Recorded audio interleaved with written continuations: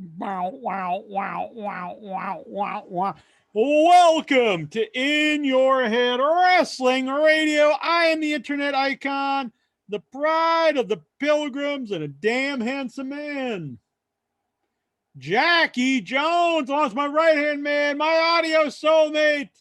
I don't know where he is because, we do the show every week, but he just decides not to show up without telling his co host because he's very professional. But anyway, we're going to do the show tonight.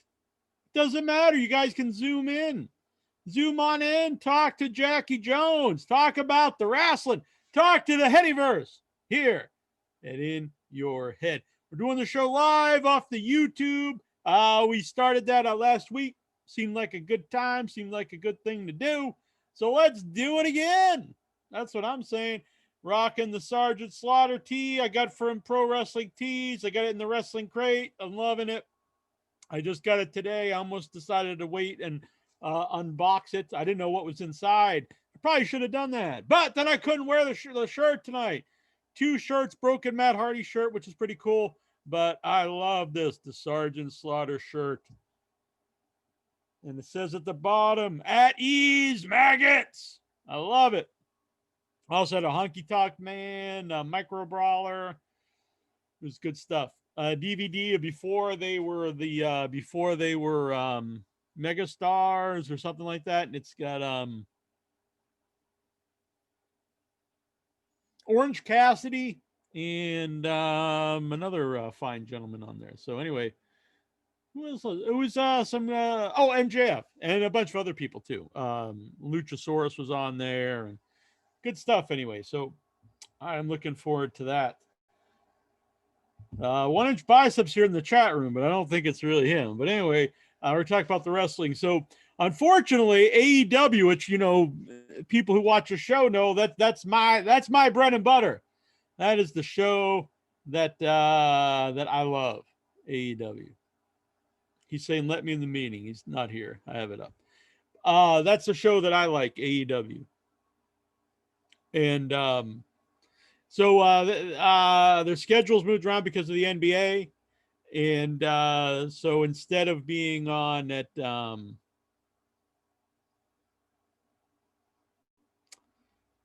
Wednesdays, it was Saturday this week. And then I believed it was moved back because the game went late. And I'm not sure when it actually aired, but it doesn't matter because I watch it on demand. And I have to praise the fine people at TNT because they were very quick in getting the show up on demand. So I got to watch it Sunday. Pretty sweet, I got to say. Really good show. I always enjoy AEW.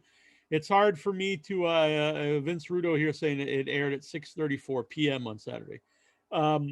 It's hard for me to remember like a week after the show happened, even though really this one I only watched it 2 days ago.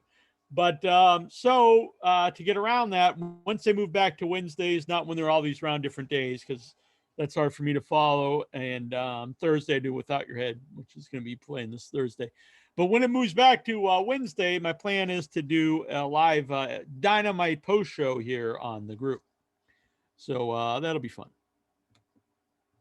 I believe the Inchman is here now. Fashionably late. Hey, always late. Late to his own funeral, as they say. When I was clicking on the other one, and it wasn't letting me in.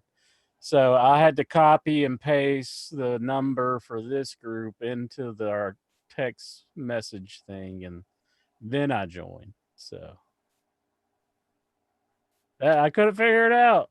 Because I was like, why isn't he letting me into the meeting? But I didn't know if this was the real you or what's going on here. Oh, that's me. In the chat. Well, I don't know. Yeah. There's a lot of chicanery here in the internet. Yeah, that's me. You can. Well, how the hell do I know? It says 1 inch biceps. That's been my YouTube account for years. If you go to my channel, could be fake. If you go to my channel, you see my face talking on it. It's a wonderful channel that everybody should be checking out. I ain't got time to do that in the middle of the show. Just start watching not videos. Right now. Not right now, but I'm saying they can check it out later. I'm gonna do live commentary. What do you think about that? Don't get your butt hurt. I'll fucking pound your ass. You'll be ass hurt. Fuck butt hurt. St. PG land here, and sure, I'm real deal. No, whatever. What if I did live commentary over your videos? I could do that. What do you mean? Like I could share them and I just talk over them. Like it'd be like a commentary track. It'd be like doing the show. Except I could get up and go do something then. This is my first coffee of the day. This shirt is just coming across like it's a white shirt. It's kind of a teal, but it looks just white. Really? Yeah. Might look better. I've got Sergeant Slaughter in mine. Yeah.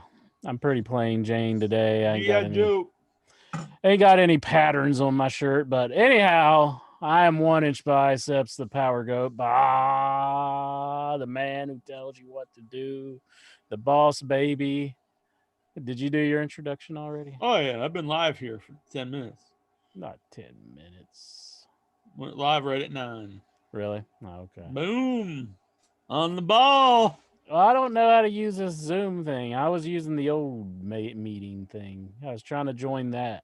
Well, I told you we've updated twice, I think, since then. But I was using like the one from the conversation, and I was like, is this the right one? But it wasn't the right one. I can't keep numbers straight. Why don't they make it simpler where it's like in your head? I would like it if you could just have one and that's it. Yeah. Boom. But I did see there's an updated one. Maybe they'll fix this. But anyway, we the people. Is that what this is? Yeah. Okay. It's got an eagle. American Eagle on it. Oh, American here. I thought it was fitting for the Sergeant Slaughter. What do you think of that shirt? At ease, maggot! You puke! They say he's stolen valor now, though. I know. Yeah. Bad time. Poor Sarge. He did that. He did this character in a time when like everybody didn't like study what you were really up to on the internet and everything. I have mixed feelings on this. I'm fine with him in character saying anything, but he has done interviews out of character on like talk shows where he talked about actually serving in Vietnam, which isn't true. That's a little bit questionable for me. Yeah. But I guess he was just keeping kayfabe alive. I mean, yeah, but these were like modern interviews, like recent interviews. Yeah.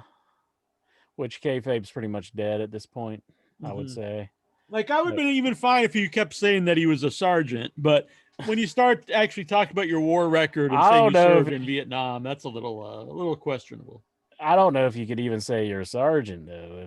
Probably not. But I personally wouldn't be so, like, I wouldn't be like, whatever. Yeah. Well, I'm not in the military, so I don't know. If I was in the military, maybe I'd feel different. But actually talk about serving in Vietnam, that's where it gets a little crooked for me. What the hell is he doing? He's turning into the Thing. He's like the Thing poster. I think that's like the portal to heaven right there. He's like, are you gonna climb the stairway to heaven now, Insure? With no, Steven? Not with Steven. I mean, Steven's a nice dude, and man, he's got a crazy. Is he stoned or what? I don't know what's up with Steven, to be honest with you.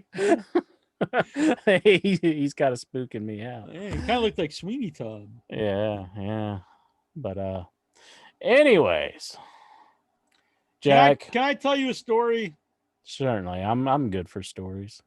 I wanted to do this live on video when it happened. My phone was dead. I was to do it yesterday, and I had bad reception, so I've not had a chance to tell this story.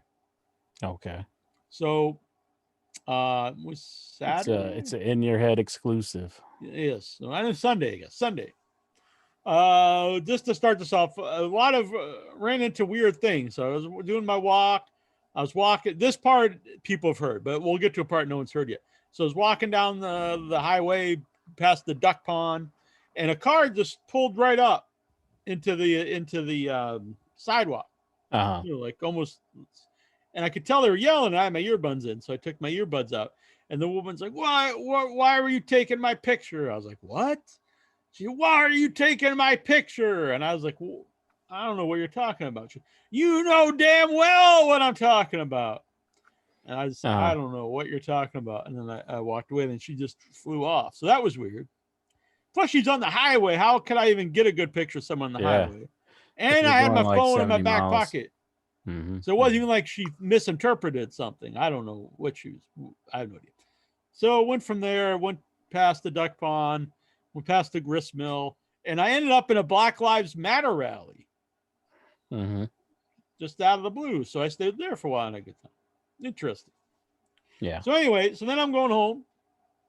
Well, I did notice, this is why I wanted to say this, because at the Black Lives Matter rally, I noticed that I was wearing a Hawaiian shirt, which then I thought, oh shit, I hope no one here thinks I'm like, because we've talked about on the show where they say white supremacists now wear the Hawaiian shirt. So I was like, oh, I hope they don't think I'm here like infiltrating or trying to, cause like a riot or be an asshole or something. Yeah. And because everyone else had like black shirts that said the Black Lives Matter. So anyway, no one gave me it was fine. So I was walking home. I'm walking through a parking lot and I'm going past this place called Bobby Burns Pub. And a guy sitting on the bench goes, dude! And he stands up with his hands up in the air like a drunk frat boy. He was like in his early 20s, maybe mid 20s. Mm-hmm. And so I'm thinking, oh, he must know me. Maybe he knows in your head or without your head. I've even had someone recognize me from Billicus Desidero, which was strange. But he's like, the walking dude. And I was like, what? He's like, you're the walking dude. Me and my buddies, we see you all the time. And he grabs out his phone. My buddy just texted me an hour and a half ago. He saw you at the rally. And I was like, what's he wearing? And he's like, Hawaiian shirt. And I was like, yes. I was like, oh my Lord. And then, so he's just like totally marking out for me. Because you walk? Because I'm the walking dude, and him and his buddies see me walking around town, and they text each other what I'm wearing. And then he looked down, and he's like, "Oh man, look!" And because I wear compression sleeve on the one leg, and I always wear different ones. That's what these are, because sometimes I'm wearing this, and it was a tie dye. He's like, "The tie dye! Oh man, that's so awesome!" And then his girlfriend was sitting there, and she goes, "I thought she'd be like embarrassed, because I would be." If I was with somebody who's like all marking out for some guy who walks around town. And so that's one thing that would embarrass you? Okay. I'll remember that. And so she was like, she goes, get a picture? And she's like, yeah, can we get a picture? I was like, yeah, okay. So we got a picture. And she's like, he's always talking to you. Him and his buddies, they're always talking. I was like, oh, it's cool. And then he goes, man, you get more handsome every day. And she went, should I be jealous? And he went, come here, come inside. And he gave me a big hug, which was weird because he didn't have a mask. Oh, it's COVID. So I was like, I don't know. And so I was tempted to ask him to tag me on Facebook, or I was going to give my number to send me the photo, but I was like, I really don't want these people like actually contacting me all the time. Maybe they would always just want pictures. You never know. I mean, that's fine. Maybe they'd buy me stuff. Maybe I'd get free. But he was pretty drunk. Maybe, I mean, they probably wanted to go drinking. But he was like a prototypical frat boy. So this is the new thing. I'm the walking dude. So you're getting over just from walking around your neighborhood. Right. And apparently the Hawaiian clothes are the what's really getting the attention. Really? You like the Hawaiian garb. Which I don't always wear. Sometimes I just have a shirt like this, but when it's hot out, I don't like to wear black. So then I usually wear like a light colored Hawaiian shirt, a brightly colored Hawaiian shirt. So that was something. And it's also funny because some mornings when I go and walk in the morning, I've been telling my brother Troy, is like when I go in the morning, I see these weird people out that I don't see during the day. There's this guy with blonde, slick backed blonde hair, older guy. Mm-hmm. And he never wears a shirt, just has this big giant beer belly. Yeah. And I see him walking around everywhere. And there's this older black guy who rides around an old tricycle with a wagon on the back. Is like it like an honest to God tricycle, or is it like a 3-wheel tricycle, not a motor one, one that you actually, wheel. And he's got an old wagon attached to the back of it. It's just filled with junk. Uh-huh. And I don't know if that's all his belongings, or he just goes around and like, looks through stuff and finds stuff. And I always think like it's like a character like out of a Stephen King novel, and like all these people, they'll be like the last survivors of mankind, and they'll rise up against you. But then I realized I'm one of these people now. I'm one of these weird guys that's just wandering around town. No, maybe I'm the leader. No, I want to think that, I don't know. You do so much. How could you be just the walking guy now? Well, they don't know that. That's a good point, though. I should just start wearing all the logos in your head, without your head, everywhere, because I'm the walking dude. People say, hey, look, there's the walking dude. What the fuck's IYWrestling.com? Yeah, you don't want to be pigeonholed into being just the walking dude. I mean, you don't want to be known for just that. Exactly. The walking dude. Yeah. So that was a fun time. I hope I don't get COVID from the no, that would be bad. Big Mark, a big fan. Because they say if you did have COVID once before, you can get it again. Yeah, I don't know about that, but I know it's better and better. Mm-hmm. It's like you can't get it just once; you're gonna get it again. So I had my checkup today. Everything, my doctor was ecstatic. All my everything down the line was perfect. All my checkups, I was very happy. Well, that's good. Congratulations on that. Thank you. So, all that aside, I've been wanting to tell that story. I wanted to do a live video. It didn't work out, so I'm glad we got to tell it here for the Headyverse intro. Because the Headyverse and you, Inchman, my right hand man. Thank you. My right hand is whenever I grip it, I think of Incher. Think of his neck. I mean, I think of the man, Inchman. I see. Right in the palm of my hands. Jack. Right. SummerSlam was Sunday, and I got to be honest with you. I did not want to watch that stuff. I didn't either. I did watch it, though. It was very long. Oh, God. It seemed like it never ended. I got up to where Kevin Owens was coming out, and I was just like, I don't even remember that. I think I was playing South Park on my phone most of the show. They got the Thunderdome going. I watched it on SmackDown. The Thunderdome. I think I'm in agreement with that, because I was giving it a chance for SmackDown, but it's just so fake. And it's like, I know they need to do something, but I don't think this is it, I agree. It's just like two things. One thing, it's too bright, and it's too distracting. When certain camera angles, especially, you see that more than you can't watch the wrestling. All you see is these big bright screens. It's like, what the fuck? But what you said about the fake part, I think that's the worst part. Is that fake noise, that fake crowd noise, because it's just this fake like through the whole match, and then they try to match it up, but it never matches what's going on, and it's not there. It's not good. Like, sometimes I kind of like think, oh, well, the fans are kind of into it, and then I'm like, no, they're not. This is fake, Like, it kind of comes into my head, like, oh, okay, they're digging. Why don't they do like the video game thing or something? Like, put up a blue screen or something. That would probably be just the same as being. I just got to be away. I was talking, and not name drop, but I interviewed Tony Todd last night from Candyman, and he's a big NBA fan, and he was saying that they do the virtual crowd for it, but he said it makes you feel like you should just get stoned and watch it. So maybe it's also a very strange experience. I don't know. You should just get stoned and watch it.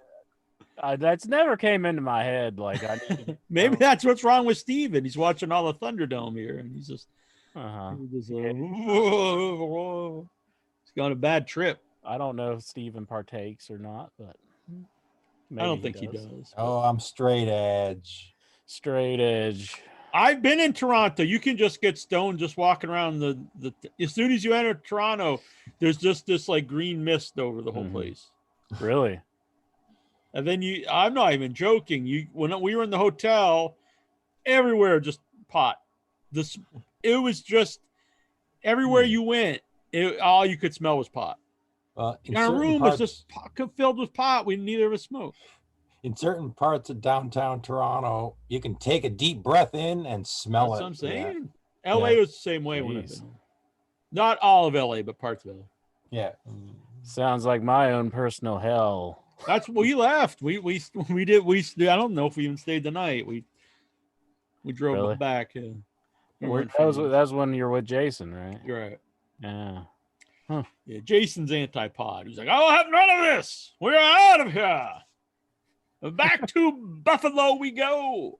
He turned into like a British man. He was like, none of this. So we drove 5 hours up and we are out of here. We turned around and drove 5 hours back. My word, man. Exactly. What is with all the marijuana smokers here? Mighty Lexar says he's been Toronto too. I don't think that's the real Mighty Lexar, but that's the thing, Inch. See, there says Mighty Lexar in there. I don't think that's him. I saw 1 inch biceps. I didn't think that was you. Let's see if I can check his channel. Can you do that? Yeah, he's not Mighty Lexar on YouTube though. I think he's like Chris. Yeah, he is like a funny name on YouTube. Yeah, I don't think you can click these names on here. Yeah, you can't.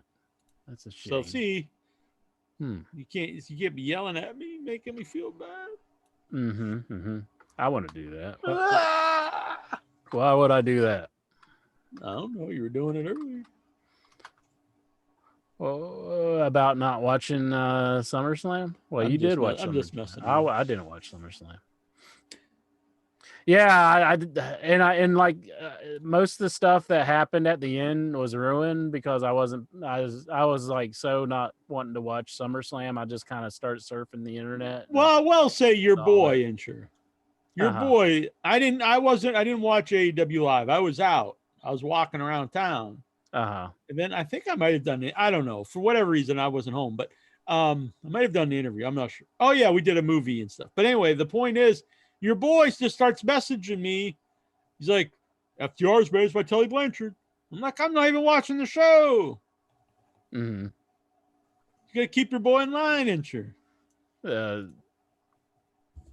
Yeah, you shouldn't just message people out of the blue about like what's going on the show. Yeah, think that through, Owl. Yeah, and I didn't understand why Tully Blanchard was managing them anyways, because they beat up on Ricky Morton and. Well, I think the idea was that was why they beat up Ricky Morton. Was they were with him at the time. Yeah. Oh, and there's all a big rouge. Yeah, that was. I dug it. I think that's a good fit. I like them being together. I like the NXT. There was a lot of good stuff on NXT. I mean AEW. I'm sorry. The AEW. The end thing. At first, I'll be honest, I wasn't a fan of Brody Lee beating Cody.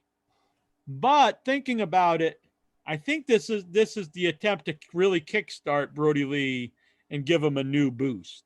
Yeah, and if they go, because he was fired up in this match too, and so if they go with a more aggressive Brody Lee, that's good. And it did put him over. I mean, because Cody's really been presented, as a top guy, and for someone just to beat him like that was unexpected, and then just to really kill him afterwards, honestly, it was a good angle. And it does seem like they are going in a new direction with Brody Lee, for judging from his promo where he was talking about people holding him down and everything. So I do think that they're going to stop with this whole being the Vince McMahon. Yeah. He'll still be with the Dark character. Order, which I'm fine. Just it'll be little different. It just seems like they're going in a different direction, which is I think they need to do that because I don't think the character was working. No, I don't think so. This worked for me.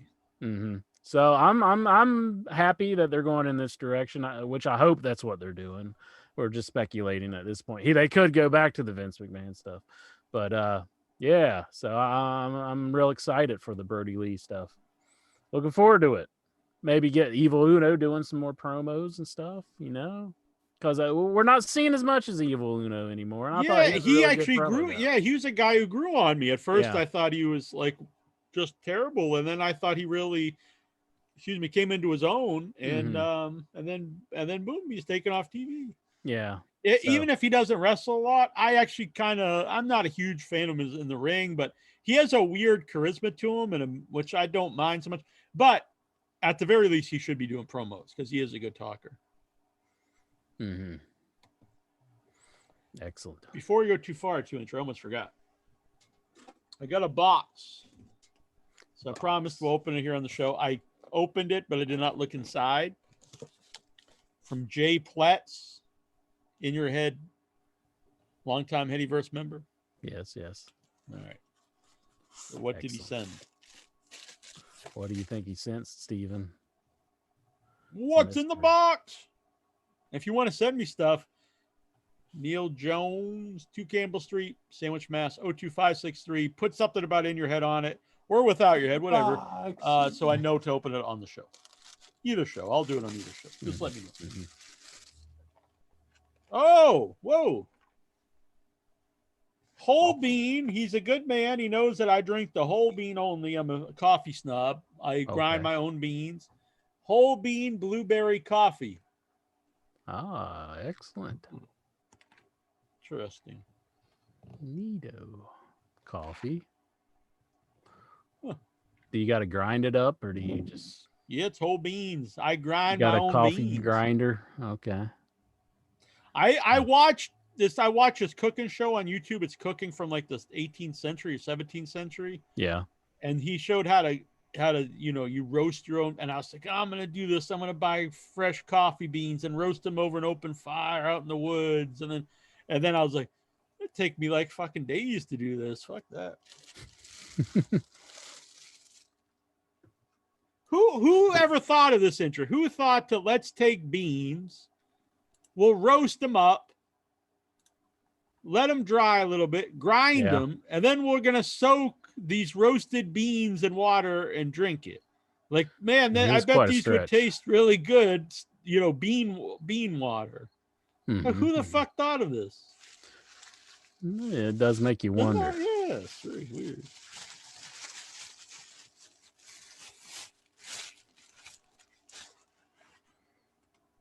Blueberry vinaigrette. Very nice. Coffee and salad dressing. Oh, and only 20. Yep, fat free. He's thinking. He knows all about Jackie Jones. Oh, mm-hmm. I will use both of these. Good man. Thank you, Jay Pletz. If you want to send interest something, message him, because he's not as dumb as me. He doesn't just give out his home address on the internet. Yeah. Well, I don't give a fuck. I want to say it like that, but I don't fear things, and I'm not saying that in a good way. I'm not saying it's like smart, but I don't have like a natural fear of a lot of things. Like I'll walk in the middle of the night in Chicago. God damn, that smells good. In Hollywood I mean, it's probably not smart to do. But no. Smells good. What do you think?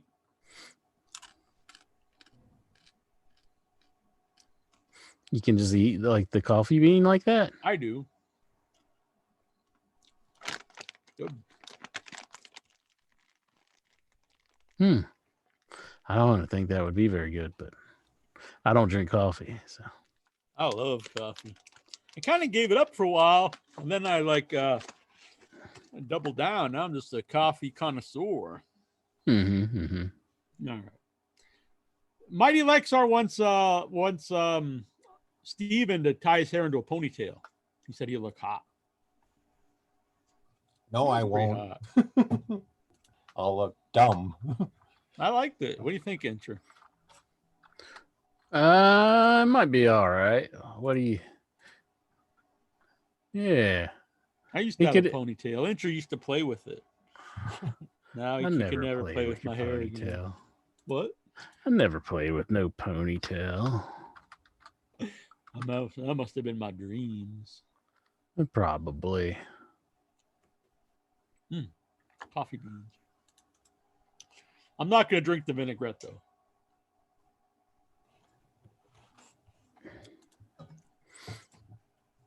Excellent.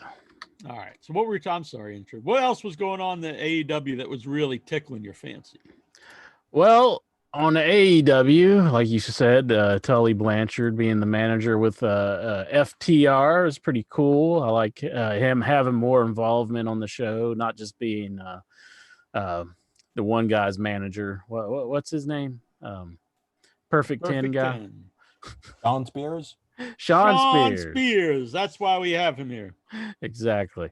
He's Is good Steven and all, our but Thunderdome? he could be a little bit, I guess. As long as he doesn't start holding up offensive things, he's in good with us. Go on. I'm sorry. They like to do that at the Thunderdome, but yeah, I'm just glad to see Tully Blanchard having more of a part on the show. Yeah, they should utilize him. They do a good job overall of utilizing the legends and not making them look like schmucks. Usually, if a legend comes out on WWE, they get massacred.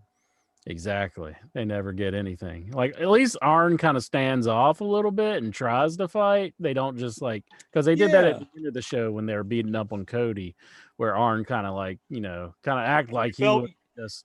Yeah, he wasn't. He's still a man. Yeah, took a couple of them. They not held just like him and just falling all over themselves and just dying and just like, oh, please help me.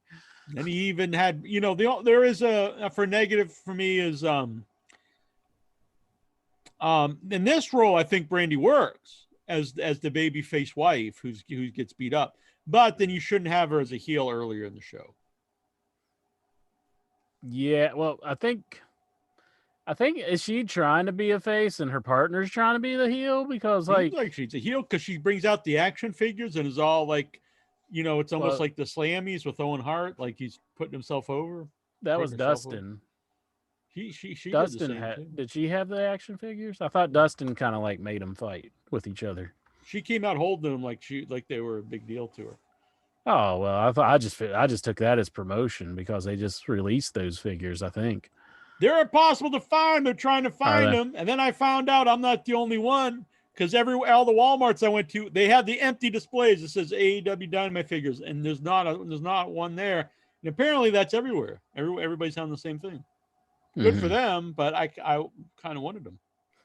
Well, I just thought they had this storyline going where they had her and Brant and Allie, and Allie, they didn't know where she was coming from because she's been a heel. She was with regularly. GQ. What's that guy?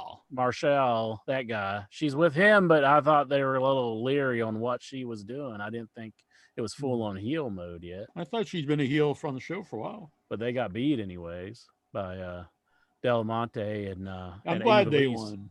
Yeah, I was figuring Brandy and Allie would have won, but it went the other way. That was a surprise to me. Yeah, that's two good pickups in the women's division for him. Oh, and I also was a big because Eddie Kingston is great, and I think this is a good idea for him to lead a faction because he's a great talker, and he's a good wrestler too. He's getting a little older, so I think this way you can utilize him in both roles. He'll still wrestle, but he can also be the mouthpiece for the Lucha Brothers. Vince Rudo's saying that Allie became the face and Brandy became the heel last month, but I missed the angle. I don't know. Was it on Dark or something? I don't watch Dark or Being Elite, so I don't know. I don't watch either one that much. I've seen a few episodes of Being Elite, so I really don't know. But I'm drinking coffee right now from Salem. Salem coffee? From Salem, Massachusetts, where the witches are, ain't you? Yeah, is that just the brand name or is it just? No, it's called Atomic Coffee. Oh, okay. House blend. Cool. I'm going to summon the spirits. Yeah. That rabbit's going to start talking to us if you do that. You might want to put that down. You ever use a Ouija board? Nah. I have. I have too. Yeah. Steven, and any weird things happen to you when you used one? Yes, I think I was contacted by my deceased brother. Damn. Oh. I see. See, I don't believe in any of that stuff, but when we used it, we did get results, which you told me that story. Yeah. Well, fuck it. I'm going to say it again then. Fuck all of you bitches. But you told it on the show just a week ago. Yeah, but people love it. It's like the I mean, It's like the best of. you really want to tell it again? You can, but I mean, Well, the thing is, when I was using it, the Yeah. Spirit told me a really cool idea for the Boogeyman. yeah, How you could sell stuff for the Boogeyman, but Oh. I'll get into that later. Okay. I'm gonna actually pitch that idea I'll to make the sure to to the Worm remind Kid. you about that. I'm gonna pitch that idea to the Worm Kid. Well, anyways. What's another thing that happened on AEW? Dynamite! Kenny Omega seems like he's becoming a heel. He's trying to attack. Yeah, I bet he doesn't. I think it's all hinting that way, but he doesn't. That's Mhm. my See, I know some people are mad that they haven't done the breakup yet, but I like it this way. I think it's, if you tease the breakup and then you do the breakup, like everyone sees that coming. What if they're just a team that doesn't get along, but they don't break up, like me and Incher? It's like Hangman Page and Kenny Omega is what you're referring to. But yeah, even the Elite, like the Bucks, the Young Bucks, they seem like they're trying to stop Kenny from attacking the person after the match, and because he wanted to put smash him over the chair and everything. So I thought that was a pretty neat little, and like with him and Adam Page, you don't know where they're going either. They got layers of storyline going on here, so we're pretty interesting. Yeah, I'm into it. I really don't know if Adam Page is going to go with FDR because they're kind of courting him a little bit, or if Kenny Omega is. Vince Rudo thinks Omega will end up going with Tully and FTR. I'm guessing neither of them do, but who knows? Well, it seemed like they didn't have a whole lot going on because when they offered him the beer, he just kind of poured it out. He didn't want to take it. Is he not a beer drinker or something? I don't know. Well, I think it's more of a sign as I'm not going with you. Okay.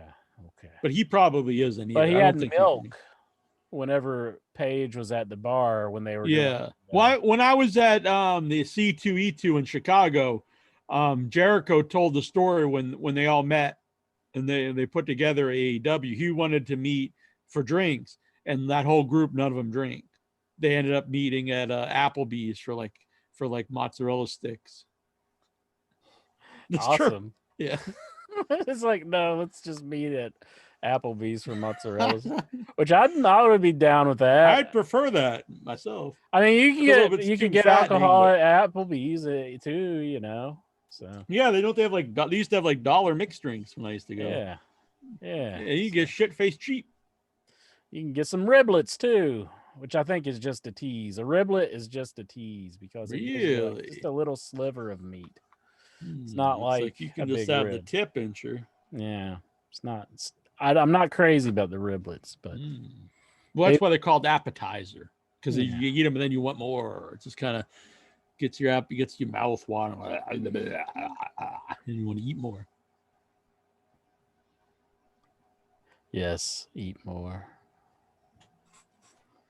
We'll have to wait till we get to the questions. If anyone asked any riveting questions, like if we ate what we ate today. Yeah, I have it all documented on my phone what I ate, but that's your notes for the show. I mean, I could read exactly what I ate the entire day. Really? Actually, I could tell you, I had like 100 grams of Honey Nut Cheerios at like 1 a.m. Then I had another 100 grams of Cheerios at like 12. Too much carbs. Nah, I don't care. And then I had a chicken sandwich from a local place here. More carbs. Grilled chicken. And then potatoes. More carbs. Holy shit, you're fucking carb overloader. Yeah. Oh, well. I didn't go over my calories, though. I'm good. The potatoes are different, though. Potatoes. You don't care. But anyway, potatoes are slow-acting carbs. The bread is fast-acting carbs. So that turns the sugar immediately into your system, which could spike your glucose. Yeah. Where the potatoes are slow-acting carbs and actually will keep you full throughout the day and also give you energy throughout the day. So it's good to eat potatoes or sweet potatoes or broccoli or something like that early in the day. It will give you energy throughout the day. and Yeah. and don't eat that at night, because then that's when you settle down and you're going to go to sleep. I eat a lot of cereal. A lot of cereal. Like if I just get hungry, I'm just like, hell, I'll just eat a cereal bowl. Or I make waffles. My grandmother's recipe of waffles, and I've been eating those recently. And I found Smucker's sugar-free syrup that it's actually decent for sugar-free syrup, and I use that. What's the secret recipe for these waffles? Oh, it's pretty easy. It's just 2 cups of self-rising flour, 1 stick of butter. I use margarine. What else did I use? Oh, 2 eggs and a cup and a A half. lot of cholesterol here. Yeah. Something's got to kill you. Just letting you know. You don't have to take my advice. I'm reckless, Jack. So reckless. I'm like, I don't know. Anyways, this is like the tame version of like somebody who's like insane and out of their mind on drugs or something. You're like telling me how much cholesterol is in something. I'm like, no, I can't stop. Right. So we're going to get off nutrition. Not exactly anything that's going to set anybody's world on fire, I guess. Yeah. So I dug AEW. Did What you eat think, anything? Incher, Do you remember overall? what you ate today? I know Me? we're getting off of that. Yeah. I'll be honest. I had a cheat meal. I had a quarter pounder with cheese. Quarter pounder with cheese. Okay. That's good. Shouldn't ate that. But Doesn't I haven't matter. had a cheat meal in like over a week. I've lost just this week, like, I don't know, 6 or 7 pounds. I watched a video of like one of Rock's like cheat meals, and his cheat he eats meals are enormous just pizzas. The thing fucking is, insane. Like pizza and cookies and brownies and hot cakes and all kinds of stuff. Like, oh yeah, that's what they're claiming. I don't see how it's humanly possible that somebody could eat all that, but he does. Here is something just to keep in mind for everyone out there. If you eat bad all week, if you eat bacon, cheeseburgers, whole pizzas, all this stuff all week, and then Wednesday you're like, I'm gonna have a salad. That is not gonna like offset everything and make you eat healthy that week. The opposite of that, if you ate relatively good all week, and I don't just mean eat salads, but eat like lean proteins and all those things, and then come Friday, you're like, hey, I'm gonna eat some pizza, or I'm gonna eat fried chicken, or whatever the hell it is. The same is true in reverse. That's not going to have an adverse effect on your overall well-being. Mm-hmm. That is the thought and process. Probably somebody who's eating the pizza probably's adding a lot of dressing to their salad anyhow and thinking it's still healthy for them. Right. Yeah. I eat bad dressing on my salad, but I don't. I eat the greener goodness. I mean, greener goddess. My salads are pretty tame. I'm like, I don't want like anything but like cheese. You just eat iceberg lettuce and cheese and bacon and dressing. And like I like carrots. I do like carrots on it. And croutons, bacon bits. Man. Lexar turning you on. Mike Whitcomb wants to know when are we going to see Lexar's mom on the show? She's not home right now. All right. You think we'll ever get to see her come on the show? She doesn't like wrestling. She doesn't hate it. But we don't talk wrestling most of the time. But she never understood why I watch it in the first place. How did that ever happen? Like, did you start watching it? Did she try to tell you to stop? No, she just let me watch, and I just got enthralled with the highlights of WrestleMania 8 with Macho Man Randy Savage. So she lets you home alone? You're allowed to be home? You don't have like a babysitter or anything?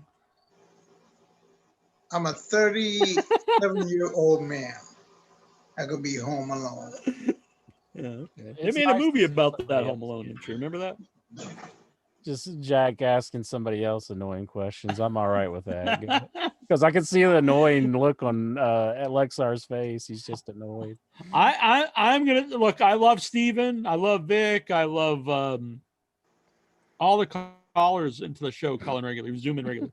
Honest, Jack, I was just going to put over Lexar, but now I've got to say Vic's my favorite. But my second favorite, Lexar expressions really add a lot to the show. Mhm.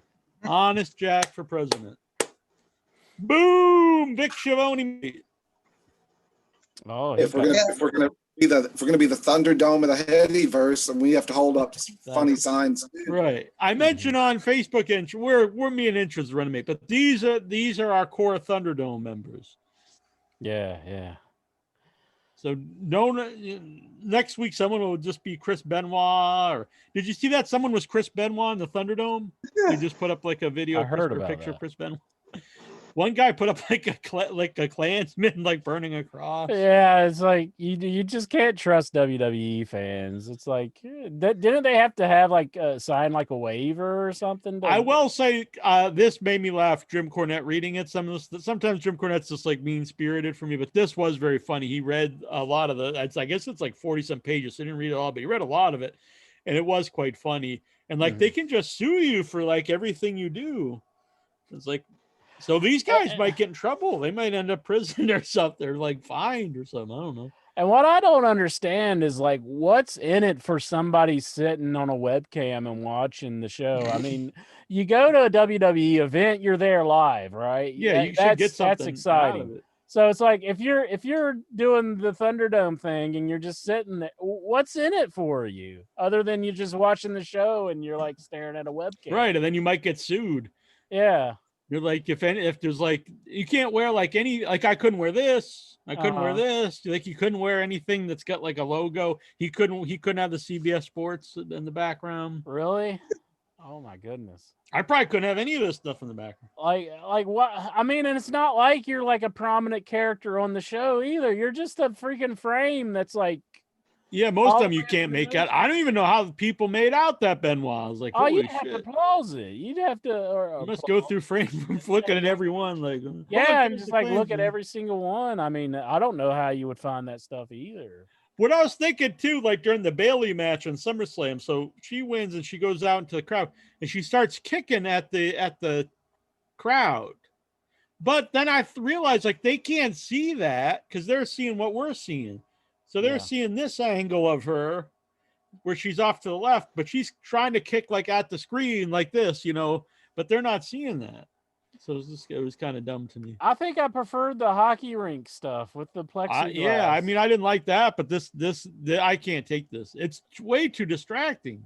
Yeah. For one thing, it's too bright. And then all those big things, like especially when they go back a little bit, it's hard to see the wrestlers. You just see all these lights and like, what the hell's going on? Lexar, do you like it? Do you like the Thunderdome? Like you said, it's distracting. When I watched SmackDown, I didn't watch the action in the ring. I was watching. Yeah, it's hard. It's actually really hard. So people told me to zone it out, but I think it's hard to. I don't think you can. It's just so prominent. It's just so intrusive. As much as unattractive it is and looks so dinky, the Performance Center is maybe the best platform for the superstars. For WWE, yeah. That is, and despite the fake crowd, despite the NXT students, they're actually doing things. It's actually people.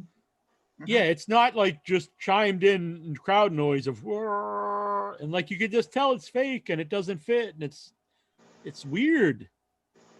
I on SmackDown, didn't they have like lasers and like holograms? They didn't do that on SummerSlam, did they? Not so much. Yeah. So I watched SmackDown and like they had the fireworks and stuff. I don't remember any lasers or holograms, but I thought because I saw just a clip on YouTube where they showed like the introductions and like they were showing all these big things going around. Maybe it was they did do something different with the crowd where like they had some stuff like mixed in with it whenever they're doing the intro, like when they're playing the wrestler song and they're coming down to the ring, the introduction and all that. Did any of you guys get a invitation to the Thunderdome? No, I didn't either. So that's how they're doing it. They're just sending out invitations to invite people. I have to sign up on the website. Oh, you got to sign up. WWEThunderdome.com is where you have to No, sign up. see, geez. Can you? And I'm then gonna they do it, give and I'm you- gonna just be like, "Oh no!" Well, you can't hear me. I'll just dress like a hillbilly. Can you be a nudist on the Thunderdome? No, that's one of the rules. You can't expose yourself, and you can't have sex. But Rusev is having sex with Lana on the tank. I mean, why can't we have sex in the Thunderdome? Me and you. Well, not me and you, but I mean, that's just too beautiful for the world, wouldn't it? I mean, That would be something if people yeah. did like, "Holy shit!" Like a Jack and Incher. Isn't that beautiful? Someone should take our picture, our faces, No, and, no. and Let's put just them stop. on, Let's just stop here. and then they could put that as like an animated GIF, and then you're on the Thunderdome. Oh, okay. I see. I see. So you have to be invited to the Thunderdome. I thought so, but apparently not. You have to go to thunderdome.com or whatever it is and sign up. So you're gonna sign up? No, that sounds pointless. I'm not like the only show I could be available for would be Raw, and it's like I don't see what anybody's getting out of it other than Yeah, I don't think you can even get up to go pee or eat or anything. No, I like to sit and watch Raw, and it's like I can stop the show and go get me a snack or something, or go pee or whatever, or I don't want to do that. Screw that. Russell I wanna- Robertson says Jack and Fincher sound like some kind of kinky fetish. Fincher though, not Fincher. Well, that Fincher guy. That's true. He's just another dude. It's somebody else. So. Steven, what did you think of this Thunderdome? Well, when my mind is focused on what's going on in the ring, like Sasha Banks versus Asuka, I'm really I can zone out of the Thunderdome, because if I really see a match that I'm enjoying, I'm like right focused on the match. If mind starts to wander like that, like for instance, I really wasn't into like the Street Profits and the Zelina Vega's guys. Mm-hmm. I never remember them. Sorry. Then part of it is I don't watch a show, wander. so it's part of it's my fault. But I can't say I was interested in it. Almas and Garza. Yeah. Then my mind will start to wander, and I'll look at all these individual little faces behind there or something like that. But like I said, if the match is good, I mean, if I'm really into something, like Randy Orton and Drew McIntyre, You really that? I'm not paying any attention to all the Thunderdome. I that's all I can. It's not that I don't want to. It's just like that's just all I see. It's just so intrusive and like at times it kind of fools me a little bit, but then I kind of snap out of it. I'm like, this is just a false thing. This is it's like I don't know. Maybe it'll just take some getting used to, but I really think I preferred it with the hockey glass, even though that was getting pretty stale. I don't know if AEW is going to have like 10% audience. Yeah. So it's like they're already getting people. So why can't WWE do that? Why they want to go this route and spend all this money on the stupid Thunderdome when they could just start adding a small percentage of people? Vic, what did you think of Thunderdome?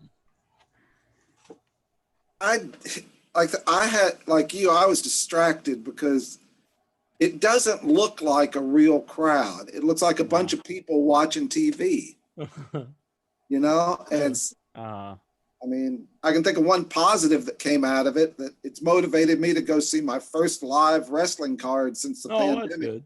Tomorrow night. Oh, very cool. Well, you have a good time. Oh, excellent. Yeah. Do you think when COVID ends, Intron, they can have the full crowds? Will they call that era beyond Thunderdome? Hopefully.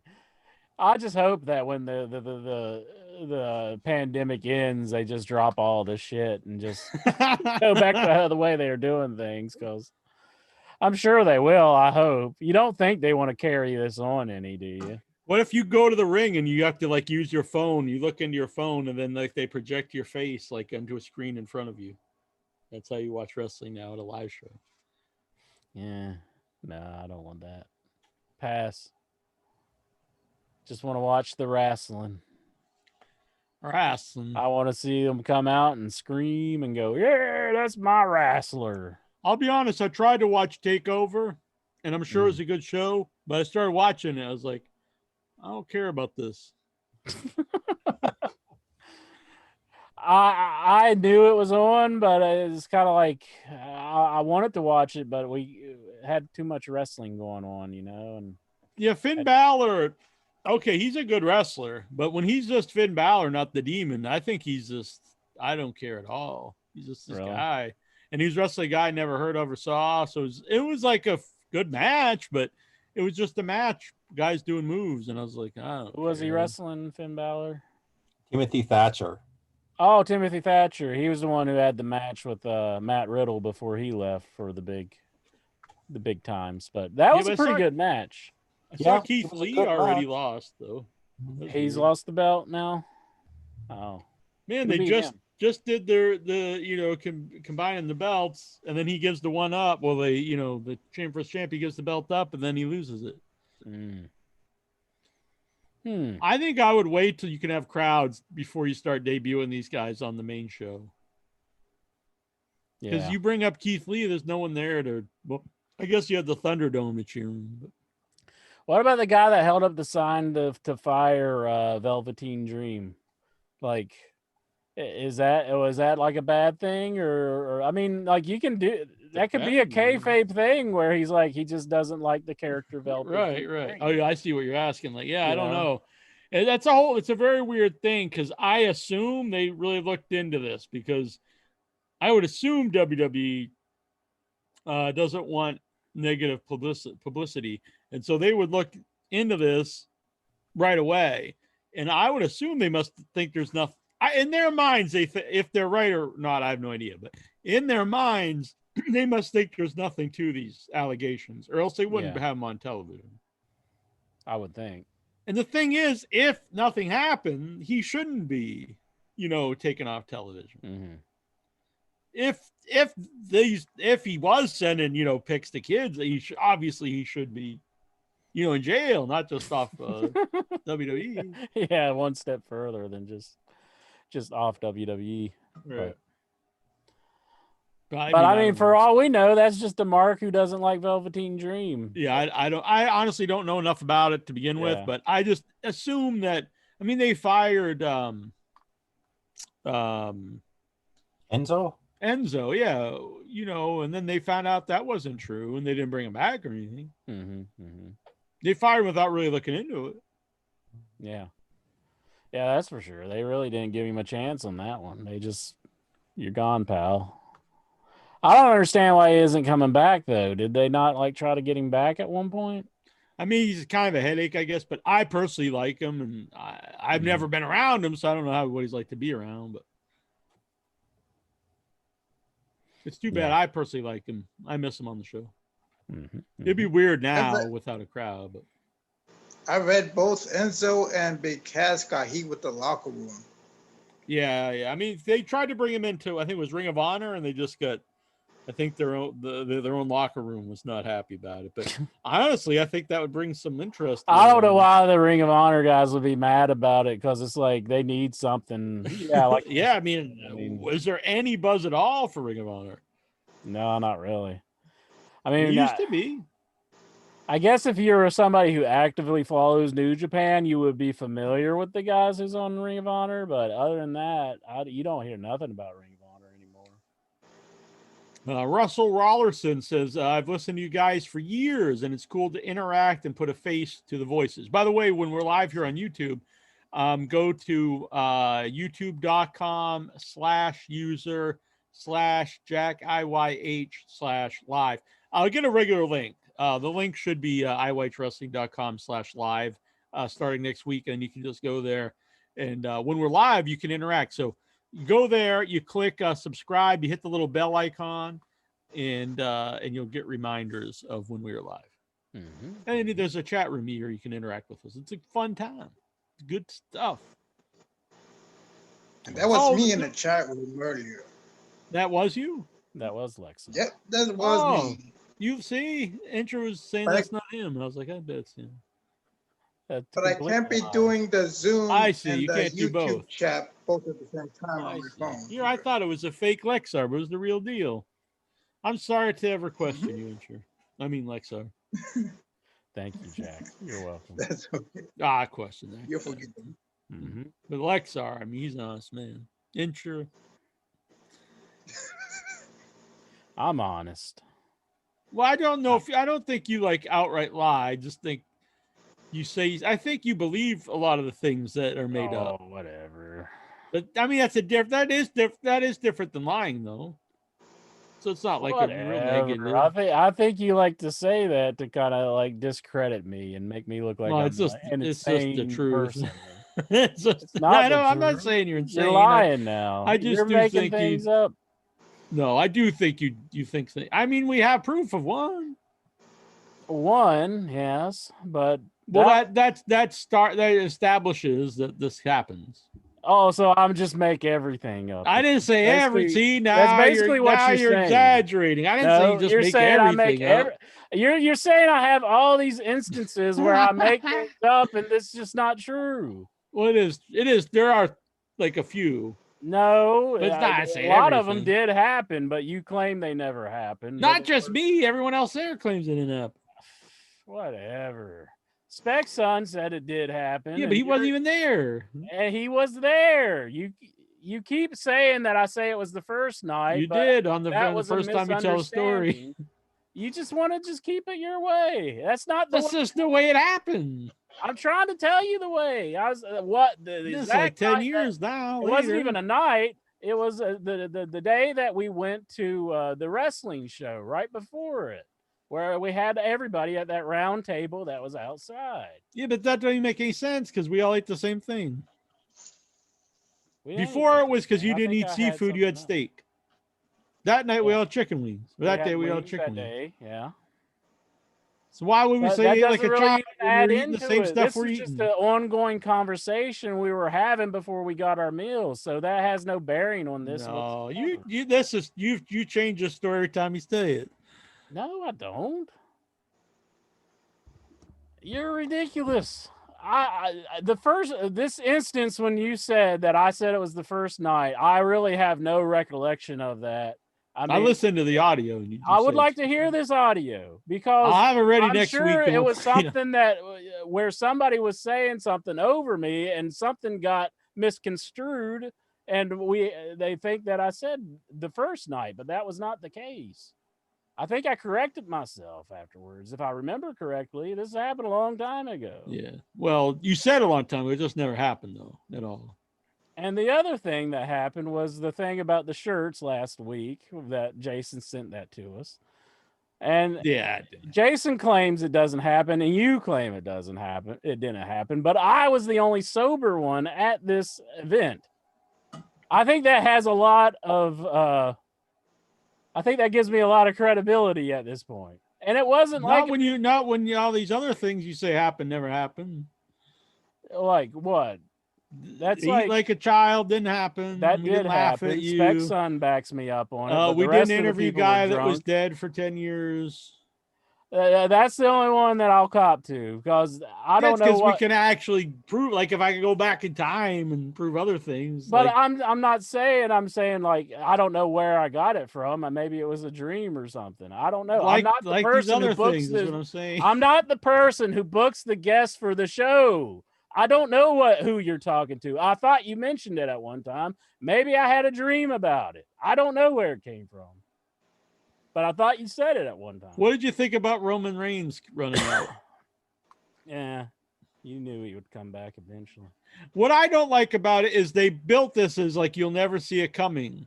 And then it's like a surprise. But if you build it in your promotion, you know it's happening. So did the whole company know he's just going to run out in this match? I was legitimately surprised. I really like that. I was fine with it, but I was just like, you can't build the run in. You can't be like, oh, you'll never see this coming, and it's a run in. I mean, you're giving away it's not. It didn't just happen. You're telling everyone it was planned out. I read that it's been kept a secret from all the WWE locker room. Yeah, but they're telling you in the promotion that something's happening. So the company itself knew it was happening. I knew something was happening. Like I thought it was going to be something involved with the Fiend and Alexa Bliss. Right. But I really didn't see him coming. No, I like Roman Reigns, well enough. What happened? Because I didn't even see the Oh, show. he ran out after the Braun Strowman Fiend match and then just beat up everybody. Just beat them all up? Well, I mean... Yep, he beat up both of them. Yeah. And he waited. What I liked about it was I thought they were mad at Braun after the match. I thought they were mad at Roman Reigns because he's like the guy who won't work whenever, like... That's what we heard anyways. Right. So why is he coming out and squashing Braun Strowman when they're trying to build him as like a Probably big thing? Jericho and Cody said that they wanted to bring him in.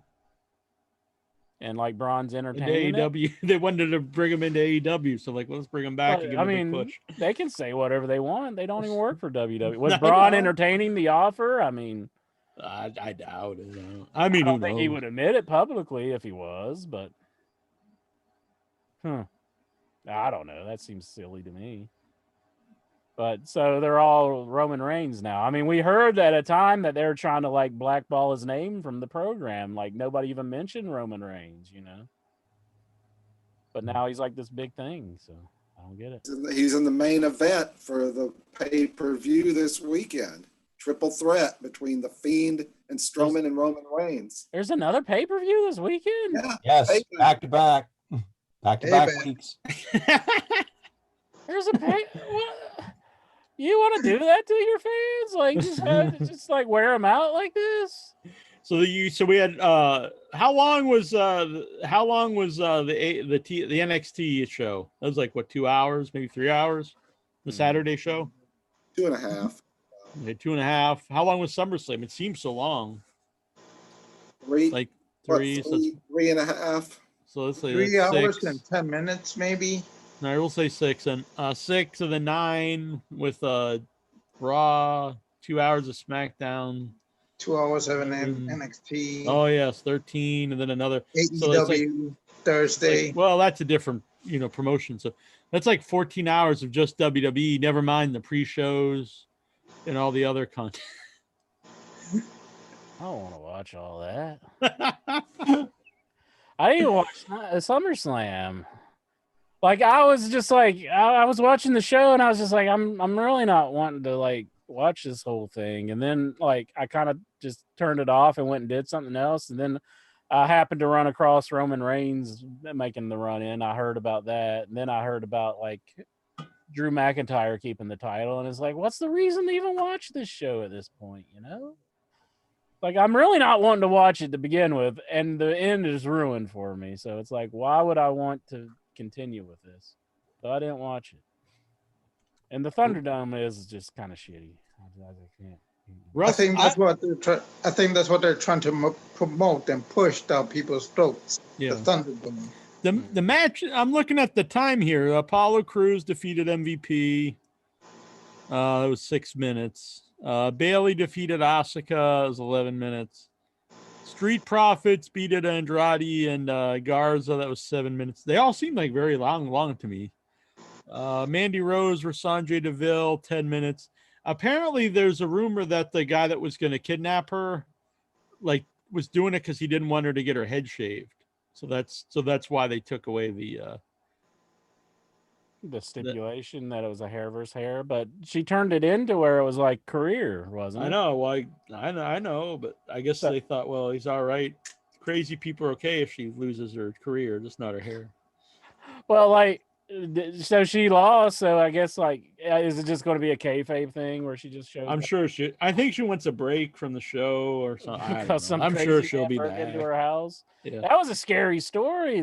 Oh yeah, it's weird. That wasn't you, Lexar, was it? No. Have you seen the? I did see the guy. Yeah. It can't be me. Mm-hmm. It can't be me. No, I know. Look at it. He had a beard. Look at this. Right. No beard. No beard. No. There you go. Well, Incher had a beard one week on the show and then didn't have it the next week. He shaved it True, off. Lexar. That's true, Lexar. No, but I mean, with a simple shaving cream and a razor, you could get rid of a beard in So- 5 minutes, 3 minutes. that guy's locked up though, isn't he? Like he's not. Oh yeah. Yes. He's not coming out because I mean, like, Well, I don't know how long do you get for attempted kid? I'm going to hope it's a long time, but I don't know. yeah, I really don't know how long he would be in for, but I mean, all the texts and well, not texts, but the emails that they said he was sending and all that. That's just some pretty creepy stuff, you know. Did you hear Cornette was going off saying that she should get fired? Why? Because She has a stalker? because they broke kayfabe because they're feuding on TV but they're really like hanging out together as friends. It's like, dude, come on. Mandy like potentially saved her life. I don't think the company's like, what the hell? You're fired. Yeah, that's silly. I don't know. I mean, Like, does anyone like believe that Cornette this is needs to get out of the reality right now? 80s, I think. Yeah, I or mean, 70s or 60s. 70s, yeah. I mean, people know. I mean, for the most part, I'd say most people know unless they're impaired, Right. I would say. Or a small child. And a small child's not going to hear about this story unless their parents are psychopaths and they want to frighten them to death. Yeah. What do you think of Mandy? I'm not a big I mean, she's very attractive, but I don't think the new look's that great. Her gear looked terrible. Yeah, the gear especially, I agree. And it didn't fit her. She had to keep pulling it down because it was riding up. I haven't seen the new gear. I can't really comment on it, but Urio's toss I hear wants to Vic know loves it. is Kofi Kingston and Eddie Kingston related? Kofi Kingston and Eddie Kingston relate. It could be the new Dudleys. They might be. You never know. I did like how he gave the sly little wink, like he's playing them all at the end. I thought that was pretty good. I liked it. Yeah, I liked the whole thing. I'm glad he's there. I'm glad that he's getting a showcase, a platform. Yeah, because he's a very good promo. I like the guy. The Seth Rollins versus Dominic match was 22 minutes long. Oh, God. To be honest, people are saying it was good, but I totally lost interest. Steven, was it good? Well, I was impressed with Dominic's some of the stuff. Dominic's very agile. He can do all the flippy floppy moves. He can do the frog splash. But yeah, he should. His father's the one who was the big innovator for it. So yeah, supposedly. But yeah, I after a while, I kind of got okay, guys. Okay, let's wrap it up now. Because it just kept going on, and finally, Seth Rollins mercifully, finally we had a monster evil heel do some monster evil heel stuff, with the handcuffs, and even Ray's wife, I guess, was there, and I thought, oh boy, this is taking a little dark turn, but and obviously they weren't going to do anything really sinister, but I did kind of like the stomp right in front of Ray and beating Dominic, but Vic, did you like the match? It was better than I thought it was going to be. But I had such low expectations. That's not saying a whole lot. Oh, okay. And Lexar, was there not enough scripted things in the match? What do you I say? enjoyed Dominic's performance as a rookie in his first match. I also enjoyed Pat McAfee. That was a real wowzer for me. Well, that was NXT, right? Yeah. Both of them, both of those guys did great in their first debut in the ring. So.